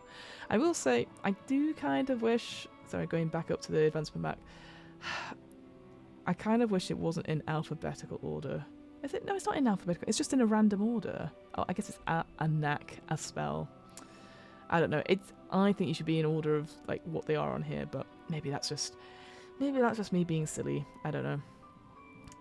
There didn't seem to be an order for it, so maybe I'm just being. Maybe it's just silly. Class dice advance. Okay, cool. Emotion nights. We're going on to the third one now. Where are we at? 6:20. Okay, good to know. So I think this is my favourite class, apart from the master, obviously. So, emotion knights. They use a D8. You see, it's up there. I also didn't realise that was what a D8 looked like. When it's all like the sort of what they're called, basically the 2D map of it, essentially. So, emotion knights. These orders of knights are the world's greatest warriors, each devoted to one of the 8 sacred emotions. Whether it be joy, hate, or fear, they feel it, and they can use it to fuel their power of sentient arcane weapons. When consumed by their sacred sensation, they are incomparable warriors, capable of miraculous feats. Nothing can stand against their blades, armies, mountains, not even ideas. They can defeat anything, except the passion which drives them. If you want to play an emotion knight, here's something that you play an emotion knight if you want to be the most powerful fighter in the land, capable of fighting armies single-handedly. Develop a bond with a signature weapon born of your psyche. Process your troublesome, I'll say, I could not say that word for the life of me, emotions by using them as an incendiary fuel for your powers. Again, you get lots of roleplay abilities in that one. There you go, stats again, everything starts at 2. You've got 2 to spend. High strength and constitution works well for emotion knights. All you really need is your arcane weapon. However, you have a striking resilience to harm. Why? Some flavor text there, which is excellent. Your look, get some defense with that, which is great. Now, you choose your sacred emotion. So as an emotion knight, your powers are driven by you feeling a specific and sacred emotion. Choose a word from the emotion wheel, page opposite. We've already looked at this a little bit with the dictator. Best fits with the emotion. Write that emotion on a blank space above your character sheet to denote what kind of knight you are. All 3 of the words on your spoke are aspects of your sacred emotion. You feed off all of them as well. Your sacred emotion can be the one most related to your persona's conflicts, or the ones you think are most interesting to explore. If you're unsure what emotion to pick, rage is a simple one to play. Fair enough. Oh, look at that image, so good.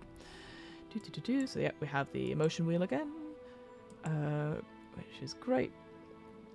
Cool. Back to arcane weapons. So,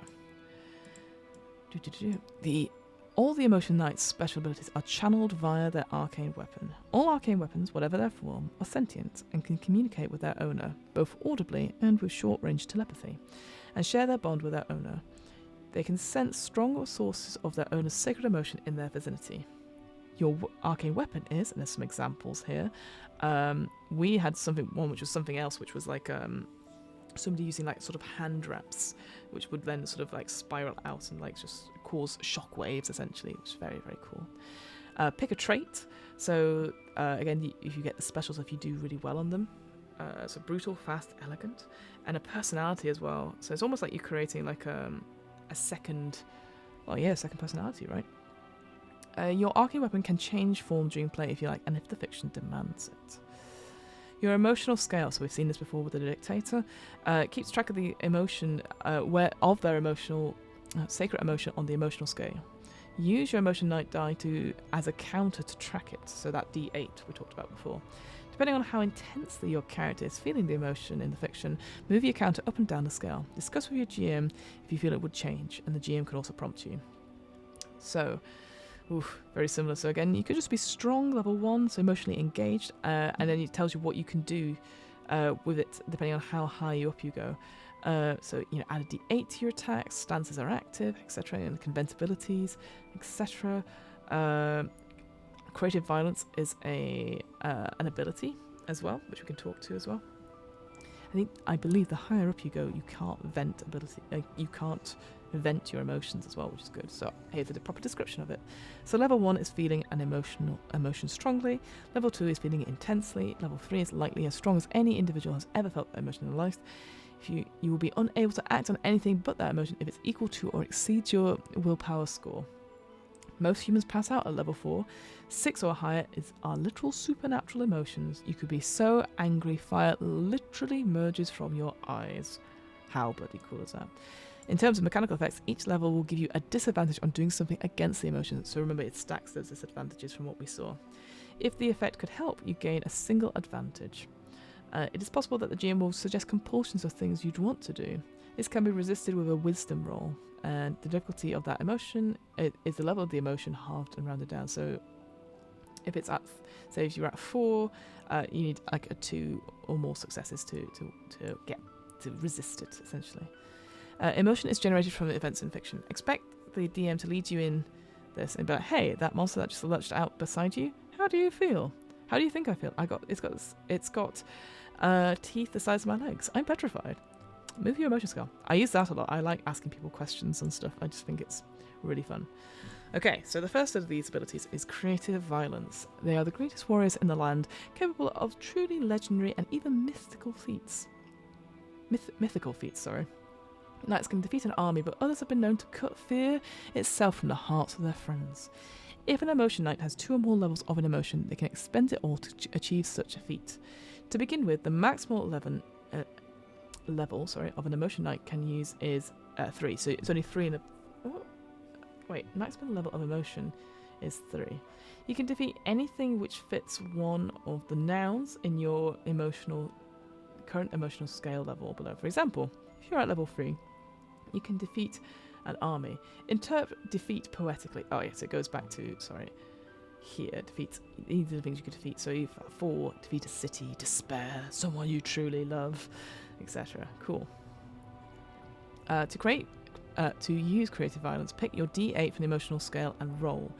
If the result is equal to or less than your emotional level, you achieve your goal. But someone or someone close to you suffers wounds equal to the result. The GM adds complications to your success. If the result is higher than your emotional level, then you succeed outright. So no matter what, you will succeed, but you will take damage if you go under your current emotional level. So for example, say you were on that 3 and you rolled a 2, you would take 2 wounds. I'm guessing that's right. Yeah, 2 to result. Yeah, absolutely. 2, or somebody else close to you will get that, and some complications as well. But so ideally, the higher you roll, the better. But obviously, the higher up the emotional scale you are, the more difficult it is. Either way, reset the emotional scale to 0. So it just means you achieve your goal, which I love. It's that you just do something, and you just risk it. Risk it for the biscuit, so to speak. Alright, emotionally engaged. When you're feeling your sacred emotion, your arcane weapon's power flickers into life. If you're above 0 on the emotional scale, you add your class die, the D8, to any attack you make with your arcane weapon. Your stance, which we'll get to in a second, is also activated. Stances are passive abilities born of your abilities as a knight. Some are combat stances used in melee, others are social stances with abilities that mainly use outside of combat. There's also emotional stances, which are abilities only able to be picked by specific sorts of emotion knights. Choose one from pages 60 to 63. Yeah. And if you have more than one stance, you can change them with an action in combat. So it's very much like if you've ever played the game Ghosts of Teshima, I think that's what it's called. There's different combat stances you can do for that, and you just change it with and some enemies are easier to defeat with those combat stances than others. Venting. Emotional knights are able to vent a little bit of power to fuel a specific powerful ability. Pick one venting ability from the following list. If you're emotionally engaged, you can vent. So that's level 1. It reduces your emotional scale by 1 and triggers the event ability. So it's just a way to to vent, to get rid of stuff. It's going to give some examples here. Again, we won't go through all of it. Oh, look at that picture of the emotion knight there. Heck yeah, very cool. Oh, here we go. Some venting ability. So you pick one of these, and that's the one you would do if you wanted to vent. That's the one I had. I had come up in the game. Target and attack a single individual and ignore the guard. It was pretty brutal. Combat frenzy, dual personal attacks. Discover how your a sacred emotion could be used to hurt the target, whatever that means. Ooh, lovely. Personal knowledge, distant strike, emotional reserve. Oh, I love this one. When hit, an emotional knight may reduce their emotional level rather than losing their health for a one-to-one basis. That's pretty cool. And hard case, vent to make anyone human-sized think you are fought. Oh, vent to make anyone human-sized think that if you fought, you would win. Oh, so it's almost like intimidating. Very cool. Very, very cool. Oh, so cool. Here's some combat stances as well. You'd pick one of these as well. Okay, we won't go into them. I'll die when I'm dead. Some social ones as well. Intimidating gaze, the look of eagles. Who the hell are they? And then some emotional stances as well. Oh, very cool. So yes, all of this very interesting to pick up and pick your way through and really customize what you're doing with the emotion knight. And here's some advances as well. Again, we won't go into them a little bit, but yep, there's the scale. There you got them there. I do think actually I'm gonna count them. I bet it is level 20. It is 20. 1, 2, 3, 4, 5, 6, 7, 8, 9, 10, 11, 12, 13, 14, 15, 16, 17, 18, 19. Oh, we start there at 20. Sorry. So yeah, so I guess you could level your way up all the way to level 20 should you wish to. Alright, well, let's go to the penultimate one of this one is the Neo. This is a D10.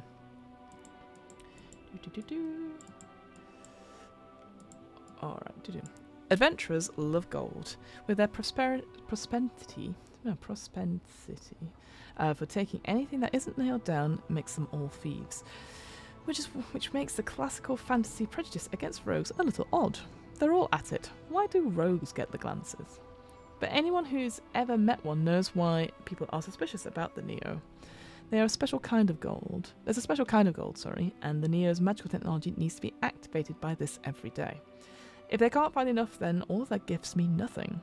They can't skip between the shadows, dance through the night, or punch a hole through a fallen's head from half a mile away. All adventurers want gold, but no one needs it like a Neo. Play a Neo if you want to be the chromed up cyberpunk rogue in the fantasy adventuring party. Select from an armory of magic and cybernetic gifts that you can personalize to your heart's content, and hunt desperately for your next score to fuel your powers. Very cool. So, as always, everything starts at 2. You've got 2 to increase. Neos benefit from a high dexterity and intelligence score. Weapons, you got some starting weapons perhaps, of dagger, close weapon, a ranged weapon, etc. Oh, you all start with the following, so you have all these things. That's pretty cool. You got a look, again, very much I love this, the exposed metallic exoskeleton and vat-grown muscle. But but here's the thing about interests us about the Neo. Fair gold is the techno-magical fuel which powers your gifts. It takes the form of small coins, which you find yourself drawn to with an intensity that will likely frighten you. Fair gold is most commonly found in the corpses of fallen, a techno-magical creature that haunts die, but you'll also find it in other resources. Your AI will be able to tell you if there's any fair gold in the locale. A single piece of fair gold is required to activate one of the Neo's gifts until the following dawn, including any of its upgrades. Each Neo has a slot on their body, where they can insert the coin. Most find it on the back of the neck, but you might be different. Keep a track of how many fair gold you possess. They appear at dawn, and this is what it looks like as well. The fair gold in the graphic novel, but I will say you can buy actual coins for it. Again, if you're playing in person, it would be quite cool, but I don't know. Tokens would also work as well. Neotech. You always have an AI system and basic ability to access the fair field, an invisible data network fueled by technology sufficiently advanced enough to pass as magic. Your AI system is capable of talking to you and performing basic tasks relating to your gifts and upgrades. Accessing the fair field allows you to hack the fallen, computers, automated systems, and anything technological, subverting them to your control or shutting them down. Using your nanotech to overcome an immediate problem, to use it, sorry, roll the dice pool based on your intelligence. A success lets you bypass a problem with each success for the problem, with a success for each problem. If there's multiple, the dice pool also has a special, actively subvert the system to perform one action. So again, if you rolled a 6 at some point, or several 6s, you'd be able to use this. So that's quite cool on that front. Overcome. Gifts of the Fair. The Neo has access to otherworldly cyberpunk technology. Robotic limbs, loyal automatons, smart weapons, and more, known as gifts. When creating your Neo, select one technomagical gift from the following section and one of its upgrades. When rolling the dice pool, which is assisted by any gift, the Neo can include its D10. Each gift is a tool which allows you to do anything with the gift that would logically let you do. Gifts must be activated with fair gold before their abilities can be used. Unless specified otherwise, the gifts remain active until the dawn after you spend the fair gold to activate them. Fair enough. Gifts all have narrative effects in addition to the mechanical ones. They allow you to perform suitable associated tasks. A jetpack lets you fly, a teleporter lets you teleport. An upgrade is an additional specific effect added to any given gift by taking an advancement. The upgrade activates along with the advancement. So yeah, it's just a way to make it even more exciting as a gift, I guess. Like additional powers as soon as you turn it on, it's like whoop, goes. You can only take a single upgrade marked defensive until you unlock the ability to have a second by an advancement. So that's what the tree is sort of for here. It's like, yes, certainly with the Neo, it's more about you unlocking more slots, I think, than anything else. Overcharge, as described below, can simulate some of these upgrades in a one-off fashion. So this is what the exciting thing is. So you can extract a higher performance from any gift fueled by extra fair gold, because this is called overcharging. The gift must be activated before it can be overcharged. So you would spend, like, say, a fair gold to activate, I don't know, like a big cannon, and if you want to be like, I want it to shoot a much longer range than what it already has, so to overcharge it, you've got to describe it. And then the GM, myself, would have to set like some sort of fair gold cost. Say if I'd be like, 3 fair gold. You spend the fair gold, and then you roll a d10. If the result is odd, it works perfectly. If it's even, it mostly works, but something goes amiss. And that's quite fun. It's not about how high or low it is. It is literally like a 50-50 about whether it works or whether it's just slightly something not quite right about it. On average, a single fair gold is enough to remove the limitations of a gift, extend its capacities, or temporarily ape up an upgrade. 2 fair gold will be enough to improve the gift in several ways, and 3 or more will be for truly spectacular feats. So that's more of a guide for the GM on that front. But I love that, though. I think that's good. That's really cool. So here's examples of some of the gifts you could have. You could get a gun, and here's some of the upgrades we have there, like AI-assisted targeting, phases to stun, etc. But maybe it's an energy weapon that you use, which can get upgrades such as neurosleep. Target is hit by a sedative. That's quite cool. Or fatality. Light shield projector, a blink teleporter, pet. So that's what's used in the graphic novel, is a pet, a cybernetic pet, which is fantastic. It's really, really good. We use that in our one shot. I love that. Cybernetic enhancement. That's another kind of one that you have something. So like a powered exoskeleton grows over and through your body. So doing like an Iron Man type thing. That's pretty cool. A force field is another one. Wet work, which an interesting one, I know, but your body and blood have been upgraded with uncanny technology. You heal quicker, get tired slower, and capable of feats of physical strength and endurance, and have active control of the elements of your body that no one else would. Feels like a Wolverine type character, which is quite cool. Full AI enhancement as well. And then you go on to the advancements as well. So those are the kinds of gifts you can get. It's pretty cool. So how many gifts is that? That's like, I should have counted them before I got. So we get 1, I think it's 7, right? 2, 3, 4, 5, 6, 7, 8, 9. 9 different ones. That's interesting. And yeah, some of the advancements you get is another gift on top of that you just have more and more stuff, which is really cool. So yeah, that's what you kind of start out with there, and go up and upgrade. So a lot of this is upgrading, some pawn shop stuff, Chosen of the Fate. These are the highest ones there, and those are more related to story elements. Basically, I think the Chosen of the Fair, that's when the gods of the fair gold notice you, and they want to have a little bit of a chat with you. But yeah, I just absolutely love the names of these abilities you can unlock, like Pawn Shop, Hack Romantica, the Big Score, Deus Ex Machina. Yeah, there you go. Chosen of the fair. You have a special relationship with the fair and are able to come to an understanding with them. You know what? That's what I've not mentioned. At certain levels, you get like this class die advancement, which is something that it's like almost like a point in your story that changes. I keep forgetting that it is mentioned on the here at level 10, at level 8, any of that. It's quite good. And that's the other thing as well. Obviously, at these certain points, you add points. It's almost like the ability score improvement modifier that you get in D&D. So you do get that. I didn't mention that earlier, so that's my bad on that front.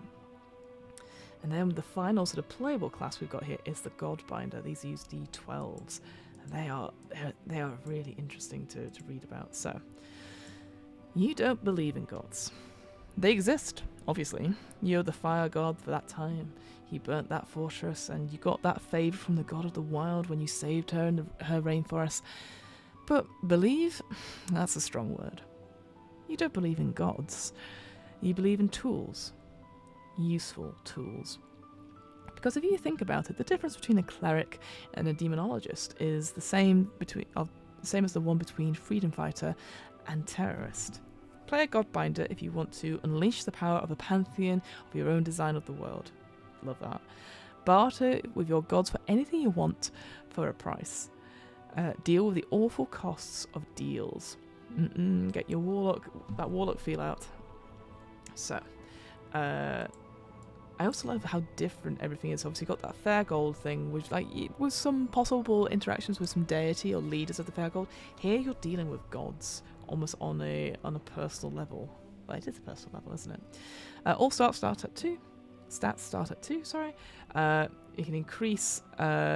Use 2 points to increase. So wisdom and constitution are really good for Godbinders here. Equipment.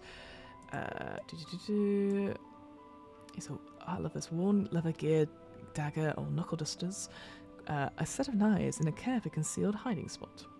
A look, any of these looks, again a defense of 0. Now here we go. So this, I will say, this is there's quite a bit in terms of what kinds of gods you can have, which is really cool. But you start off with 1. So choose one of the gods on pages 87 to 96. This is the god you have a special relationship at first. What is their name? You have a level 1 relationship with the god and with all the benefits described in the entry. You can add a d12 to your dice pool anytime a god's power is influencing it. So if you turn into a bear, you can include your d12 for in your dice pool for bear tasks. When you create a magic sword, you can add the d12 to your attacks. Whether it's a scripture or a miracle, you get to include the d12. So scripture and miracle is what they call sort of spells for the Godbinder. A scripture, I believe, is almost like a cantrip kind of spell, so they will normally be okay, but you just need to roll the d12 just in case you get a 1. And similarly, a miracle is like a bit more oomph to a spell, so to speak, which is very good. I'm just going to say it here, isn't it? There are certain set spells that the Godbinder gets to cast. These are called scriptures, a rote magic that you just learn. Some come from specific gods, some are accessible from any god whatsoever. All Godbinders gain access to 3. So a something blast, something that you'd pick, heal, and detect something. So the noun could be anything related to the god. For example, the god of the wild, they could blast thorn blasts or detect wildlife, as an example. So you can really flavour it, which I quite like. To cast a scripture, roll a wisdom dice pool and add your d12. Casting a scripture has a difficulty of 0, but if you succeed, it works as described in its entry. Also, if the d12 rolls a 1 when casting scriptures, the spell incurs a god debt, and this is where the sort of it comes a bit back to that whole sort of scaling. So, like, you know, the emotion knight and that dictator, the way it sort of goes up and down in terms of those levels. A little bit here is very similar thing here. God debt. Oh, you might think, wait, my passive gods let me blast things. If you and your GM thinks a god wouldn't allow you to use a certain scripture, you don't get to use that scripture. Remember though, you can choose to attack in a non-fatal way by adding disadvantage to the attack. So yeah, that's a good point there. So god debt is how we merchandise the relationship of whether you owe a god or a god owes you. Whilst you occasionally gain it when casting scriptures, you mainly gain the god debt when bargaining with gods for miracles. For each god, a god binder can acquire up to 5 god debt. You can also be in credit for a god up to 5 god debt, effectively making your god debt negative. If you're in credit, you can spend these before starting to accumulate debt to the god. It's good for a god to owe you. If you're in debt, your god debt can be called up at any time. The god will request a task completed. It's up to the god binder what happens next. If it's accepted and completed, the god debt is removed and the god is satisfied that the task is complete.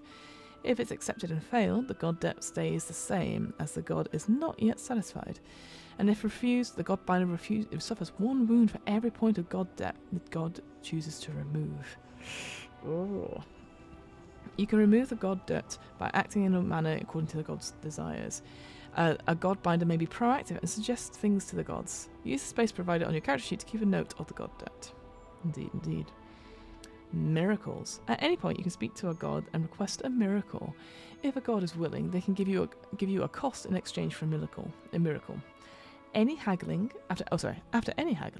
decide whether to accept or not. If you agree, the miracle happens. If not, it doesn't.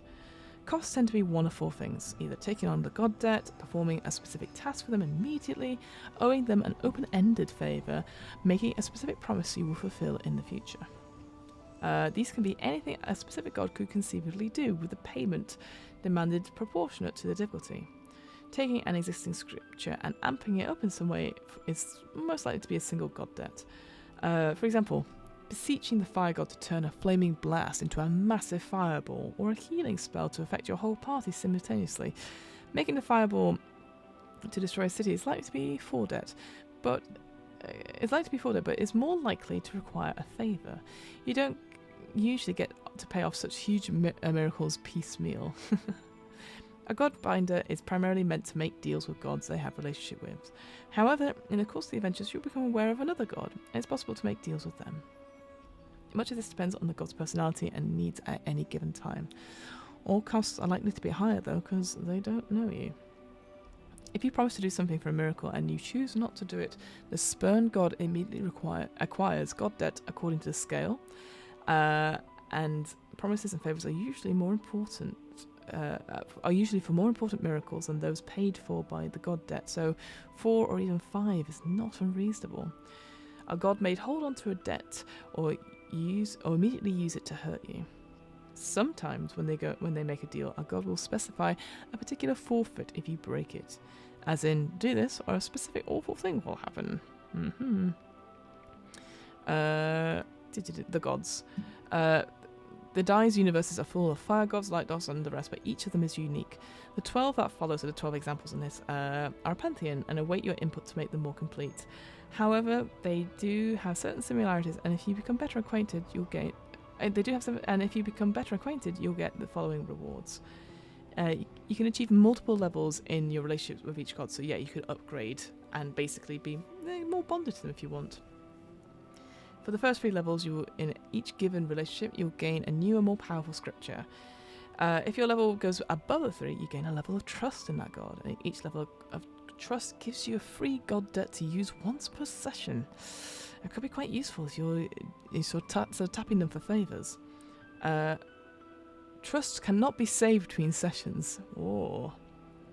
As a reminder, to cast a scripture, roll a wisdom dice pool plus your d12. Casting it is a difficulty 0, but if you succeed, that's great. If you roll a 1 on your d12, you incur 1 god debt. Debt to the relevant deity. And then it goes on to different examples of them, so they don't have any names here per se. But yeah, you got your levels here of like the god of light, the god of the wild, the god of the fire god, the underworld god, the eldritch god. Oh, look at that image there. It's incredible. Love it. It's such a cool image. Less fun. The god of excess, the Sea God, Fate, the Forge, which you get a little robotic friend with if you go. That's so cute. So you get that on level 1. Oh. The War God, the Storm God. Oh yeah, look at that Excess God they have there. Incredible. Oh no, the Trickster God. That's the Trickster God. I remember that from the book now.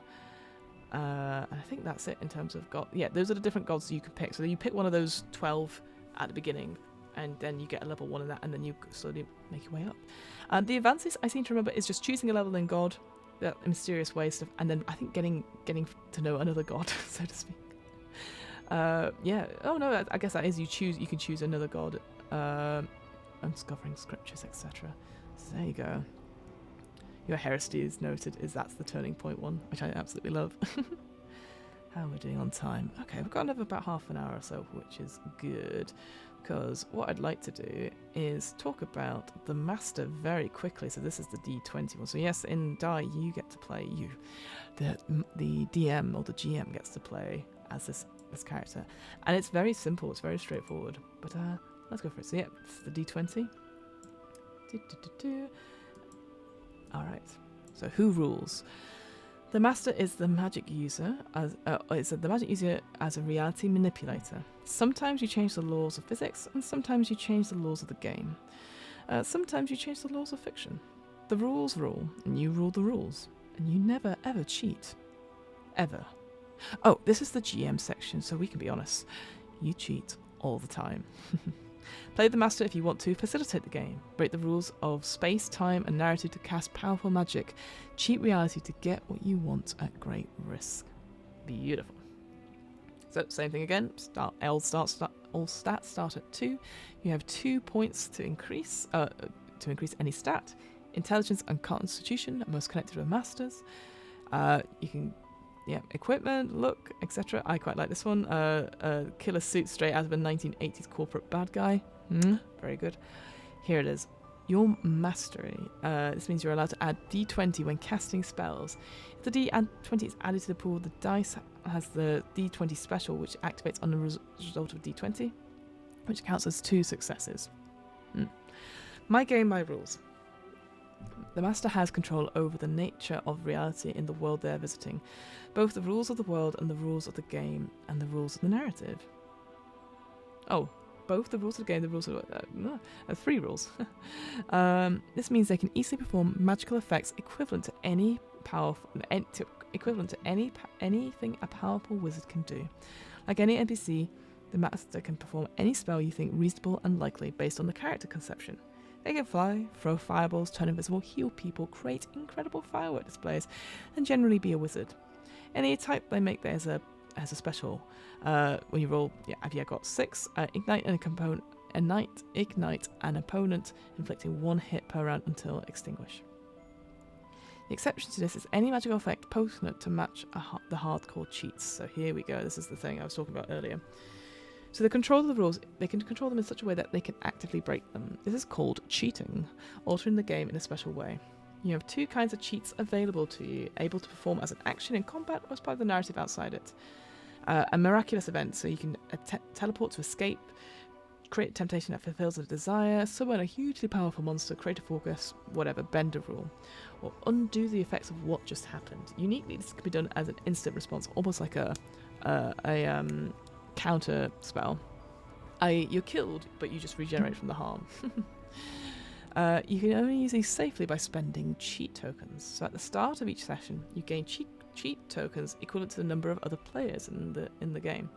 When combat starts, check the number of players who are opposing the master. If you have more cheat tokens than the players are, you reduce the cheat tokens to that number. So if somebody gets to be on your side, then you reduce it because it's not fair otherwise.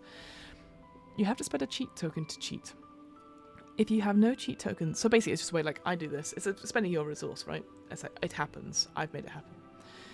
If you have no cheat tokens remaining, you can still cheat, but there are risks. But you are risking your existence. Hide the D20 in one or 2 identical places. Your hands will do in a pinch. Another player picks that hiding place, and if they choose incorrectly, you get away with it, and the effect happens. If they find it, the powers that be notice you. These are the judges of all reality and do not approve of masters cheating. Your master will not survive their attention. So again, it's that 50-50 split. It's very cool. I love this mechanic so much because I just feel like it's such a risk that it makes sense that, you know, if you're running a game of it, you want things to go your way. If you're going to buy in or lean into that, like this is my game, my rules, etc., that you cheat and then you do not survive your own cheating, which sounds really cool.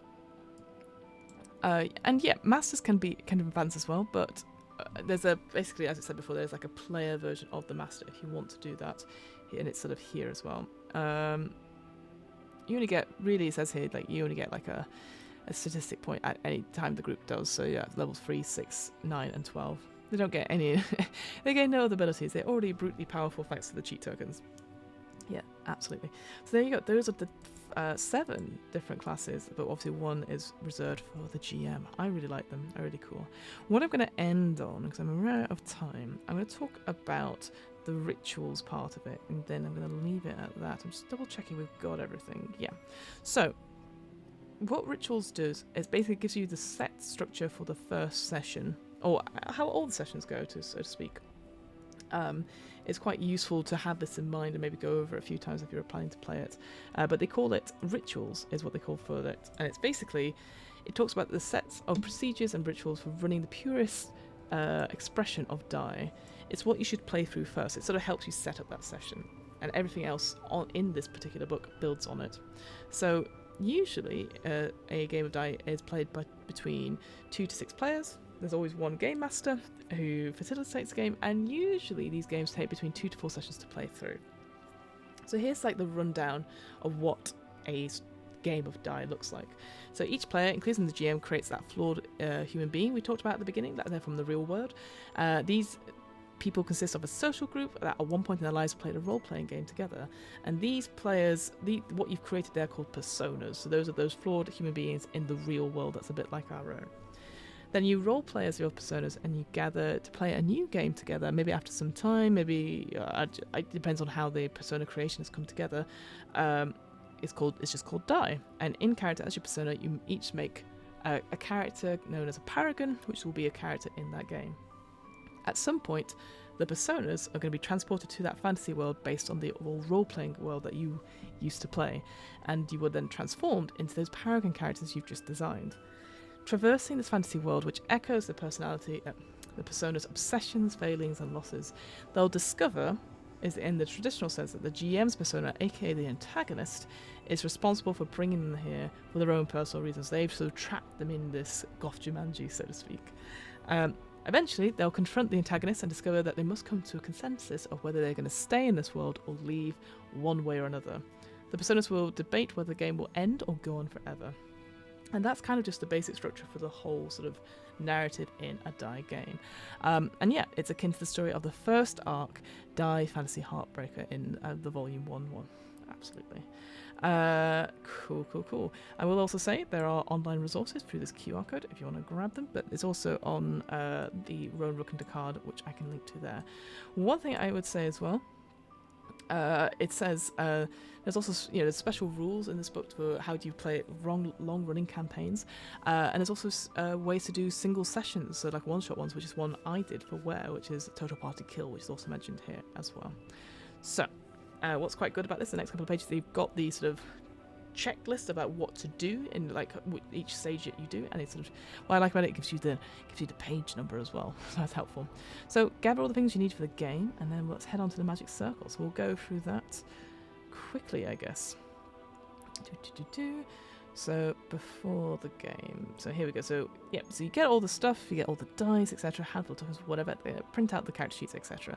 So at the start of the game, explain the concept to everyone, what it is, and then you do what I call the tone of the game. So it's almost setting up before the magic circle happens, like what kind of game do you want to play? Is it like a movie? Is it going to be very graphic in terms of violence? Is there any content we don't want to see, etc.?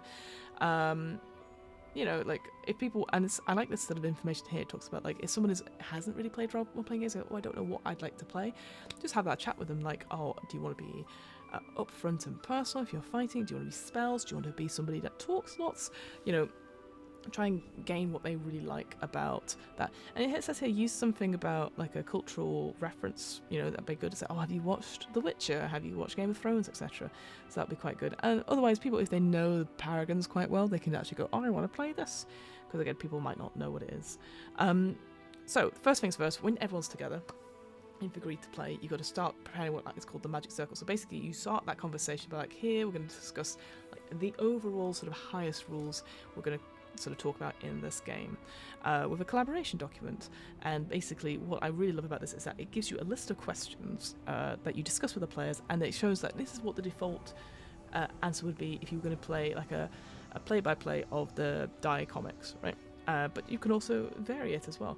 The same thing actually happens in the Good Society thing, which is that Jane Austen RPG, which talks about like, how accurate are we going to be? Do we want it to be farcical? Do we want to be silly? Like, where do we lead? And I think any sort of game that's like this, which uses yourself as a sort of basis to inspire characters, or stuff that you have in your background or stuff that you're growing up with, you have to have these things because then there's a cut-off point, and even establishing stuff like safety words, etc. So there's questions about the tone, what kind of tone is it going to be? Like by default it's dark fantasy, but also there's just standard fantasies that could be like bunkers and badasses, or dark horror. Maybe you're going for a bit more gritty, like Game of Thrones type thing. Inter-party conflict is the next question. Is there going to be any conflict between players? Is it only going to be during the sort of denouement, the climax of it, where it could happen because it's you're just fighting to get home, but it might not be a featured part of the story? Or is it going to happen throughout? It depends if the narrative demands it, which I quite like, because I remember you can disagree. The Paragons disagree with each other, but the Personas and Paragons can disagree with each other, but the players don't have to. They should be agreeing to it. Then you have this sort of safety stuff about the dictator. We talked about it before, being that the dictator's Paragon is able to influence and manipulate other people's emotions via removing sort of their ability to sort of make those choices. So it talks about here that, do we want to use it in the game? Yes or no? Default is yes. Can it be used to control other characters? The default is no, only on non-playable characters. But what I quite like about it is that it says yes, no, maybe, but you have to check in with consent. So you always have to check in if you're playing the dictator. You can't just be like, I'm just going to use this.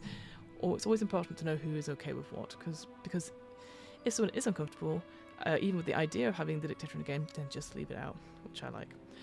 Then it talks about what kind of ending we want to go towards. Do we want like a hard one but happy ending, one that's emotionally complicated but satisfying, which is the default, or cathartic tragedy? I think some of these texts, they're a little bit similar. I feel like these two options of the emotionally complicated but satisfying conclusion and cathartic tragedy could be the same thing. But that's just me thinking about it. And then you leave it to almost like lines and veils in a way. What are we leaving out of the game, and what will we inviting into the game? Which is always good to know. And there is a mention, I can see it on the side here, the X card and safety tools, which is fantastic. We love those. And accountability as well.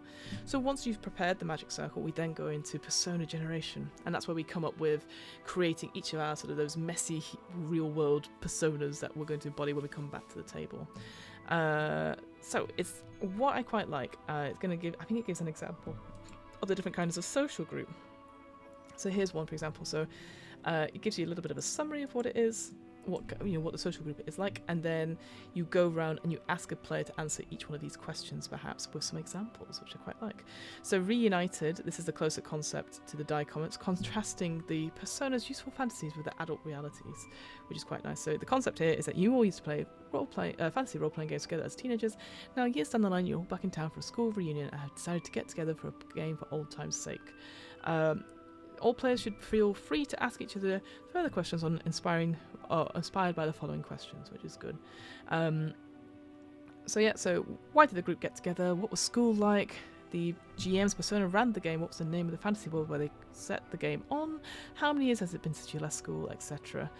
And then each player, usually it's like one for each player, sort of in terms of like creating like an overall sort of like adding to the world, and then each player will answer like on the most basic, something more personal about it.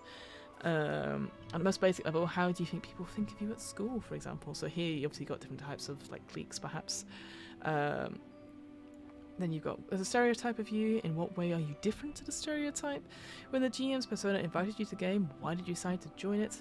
What did you love and hate about playing the game with the rest of the group? What were your interests? Sports, TV shows, games, books, comics? Name your faves. Why did you like them? I feel like the high school one, it's the easiest one to get into, don't get me wrong. I like some of the other examples that they do of, there's one, I think it's called Video Nasty, which is one of the later example scenarios where you're all video game developers, which is pretty cool. Then ask each of these players one of the big questions. So you've got these big questions that you could deal with and then allow them to elaborate on that. The GM chooses to put any of these questions, and then you get more questions. Yeah, so it's a mixture of like group questions and individual stuff. It might take time as well. People aren't used to it. If you've played any game like Fiasco is a good one where you sort of gain those relationships between people, but also there's like the game called Dread, which is basically like a questionnaire that you fill out, and that informs what the character is as well. And then this is what's interesting with this one, is that this is all these previous questions have been about like what would you like at school, and then it's like now you're adults, here's some more questions. So it could easily take about 20 minutes or so, depending on how quick you play and how many players you have. So just to be aware of that. Then you go, oh, cool, we're going to go for a break. So whether that you're on a camera or whatever, you just turn off the camera or get away from the table. And when you come back, you're going to be in that persona. Now, it talks about like, from what you've been given at the table, the GM will decide which Paragon they are going to play. I mean, but it also says like it's based on your previously discussed preference of what kind of characters you want to do. So that's before you even start the bits and pieces. I mean, I don't know. I would definitely be like, what characters do you want to play? Like, I don't want people to be locked in because I said all this stuff, and then you're like, cool, you're going to be a fool, and they're like, oh, I didn't really want to be a fighter. So yeah, so it's quite a nice thing. So that the GM will then sort of work out what they're going to do and like maybe confirm it with people before they come back to the table. Brian says, the GM asking these questions suits my style. Reminds me of collaborative character creation at the table like Powered by the Apocalypse games, or like you said, Fiasco rather than a game of D&D. Yeah, absolutely. Oh, where often the player comes to the table with their character sheet, backstory, etc. Yeah, absolutely.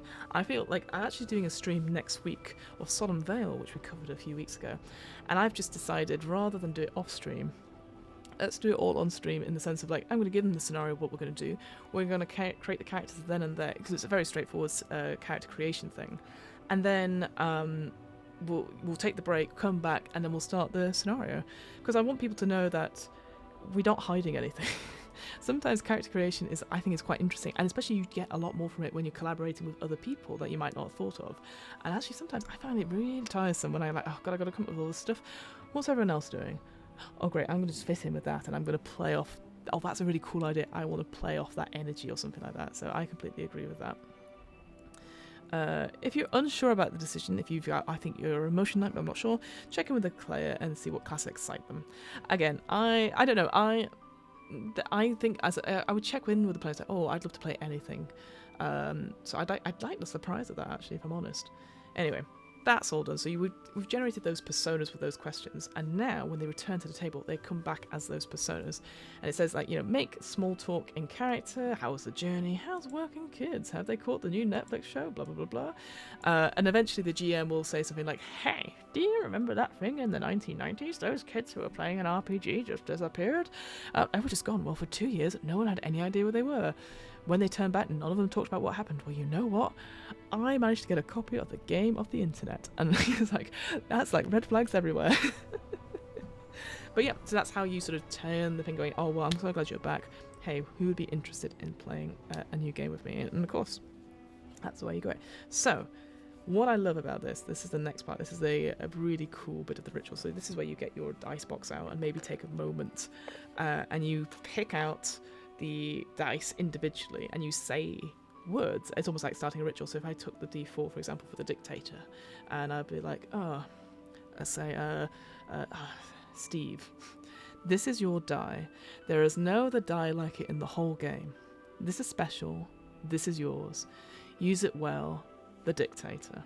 And then you'd hand it over to them. Now, obviously, online, what you would do if you practice it well enough, that's what it says in the book, you would like pull it down, and then they would hold up their own D4 at that time. which I quite like. But then the only person the fool should be given their dice last, with a slight tweak to the ritual. This is your die. It's exactly the same like any other die in the game. There's nothing special about this die at all. Use it, fool. And then finally you hold up the d20 with a flourish and say, and this one is mine. Love that. Love it. And so yeah, so you pass that all out at the beginning. I was almost like, we are now beginning the game. And then you go through the Paragon sheets. So similar to how we just went through those sort of Paragon classes, you go through it like that. I will say, it takes a little bit of time. Like we used the quick start sheet, so all they had to do really is just decide where their stats went and then what their luck was, and so that was easy enough on that front. So, and then as a GM, just make sure they read it all and put understand what they mean and stuff. And obviously I'm always open for people to ask me questions as well, whether it's in the persona character or if it's in player character. Doesn't really matter, does it? When the players have all finished making their choices, ask briefly each player to describe the choices they've made. Very cool. Okay, then, once everyone is done and ready, you ask everyone to pick up their class dice. I'm going to do it for the D12. Not the D12, the D20. So you ask everyone to hold up their dice and then close their eyes. And then tell them to lower it to the table and then simultaneously release them. And then ask them to count to 3. Pause and tell them to open their eyes.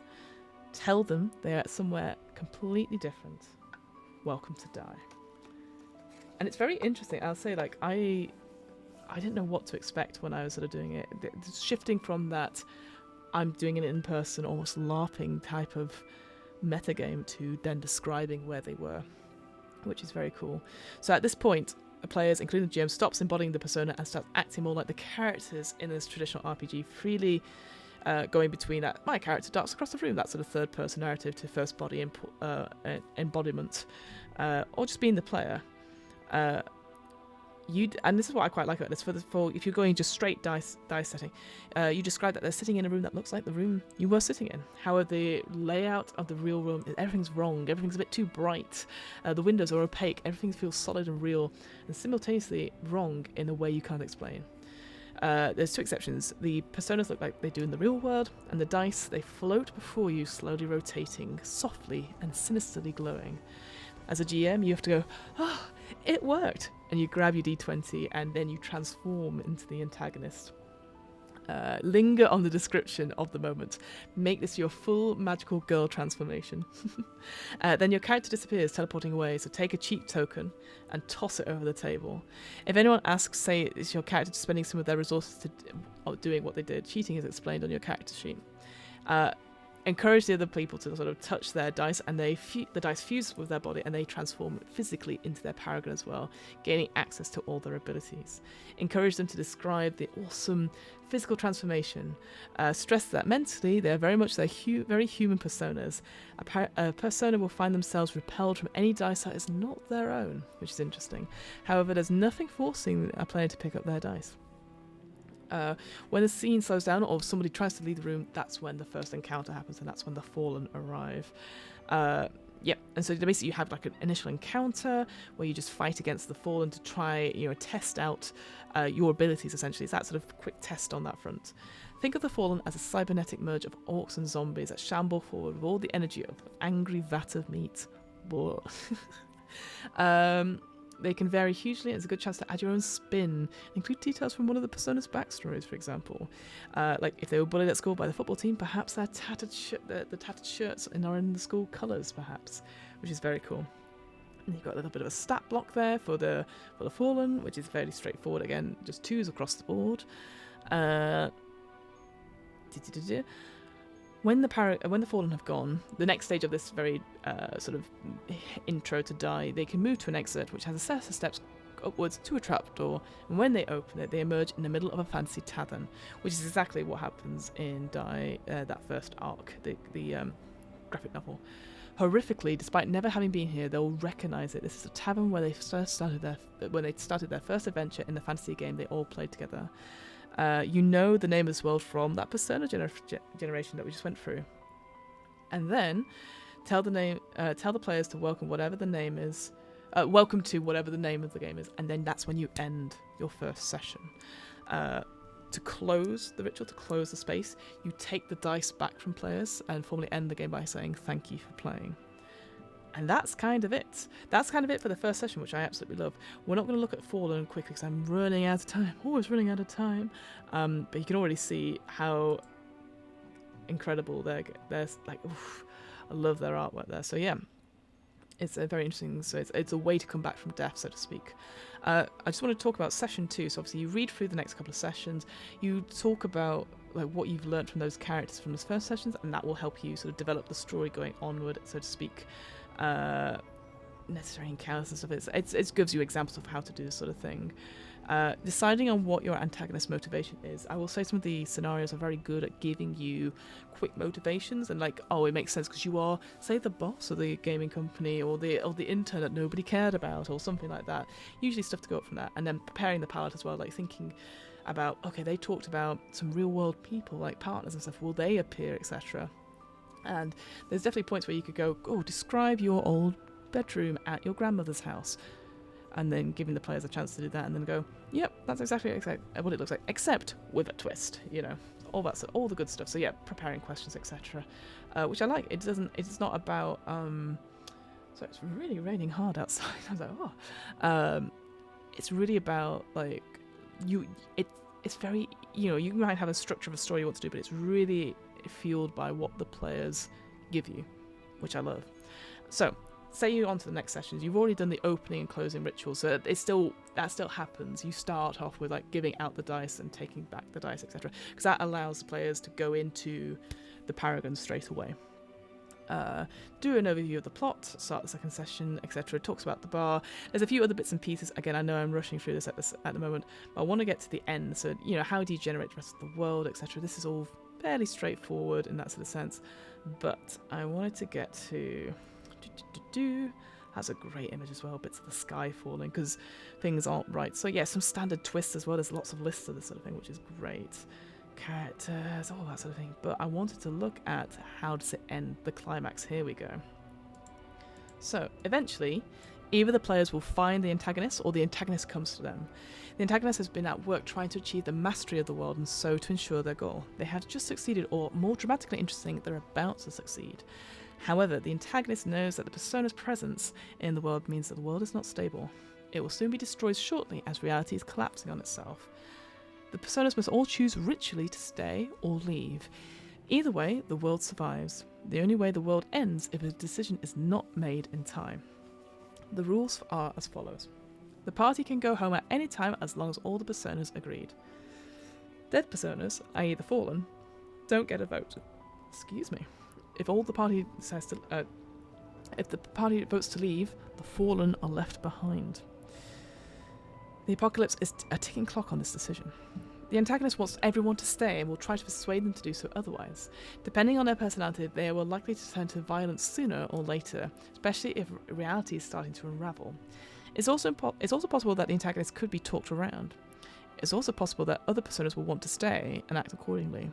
Again, no spoilers. Something similar happens in Fantasy Heartbreaker. So the climax of a game is entirely in the group's hands. They can end in therapy sessions as the personas pour their hearts out, heroic brawls. Often it's both. It's a ritual, so at any point, any player, including the GM, can call for a vote. Starting with the player who called for a vote, they move round the circle, each saying the game is over or the game continues, depending on which way they want to go. I say, make it simple, stay or leave. It's a bit easier. The second someone says different to other than what was the previous players have said, the ritual ends and you have to start again. The second all the players agree or the world ends, go to the end game. So, the rituals happen, so what happens? If everyone chose to leave, describe the players sitting back around the table exactly as they started. No time will have passed. Minor injuries or scrapes will be healed. Injuries that came from deliberate sacrifices such as bartering with gods will remain. Anyone who was left behind as a fallen will be sitting around the table but dead. Describe the scene and cut to black. And then we move to the epilogue. For each of the fallen personas who didn't make it home, ask, how does your absence impact upon the real world? For each persona who made it home, how has this experience changed you? After each answer, consider adding an element. A simple creeping, moving, or atmospheric line that adding to a player's statement is the goal, perhaps including some lingering magic from the game. Add to their story but not undercut it. This is very important, and I really like this, by the way. I will say a little bit later, is that if a player's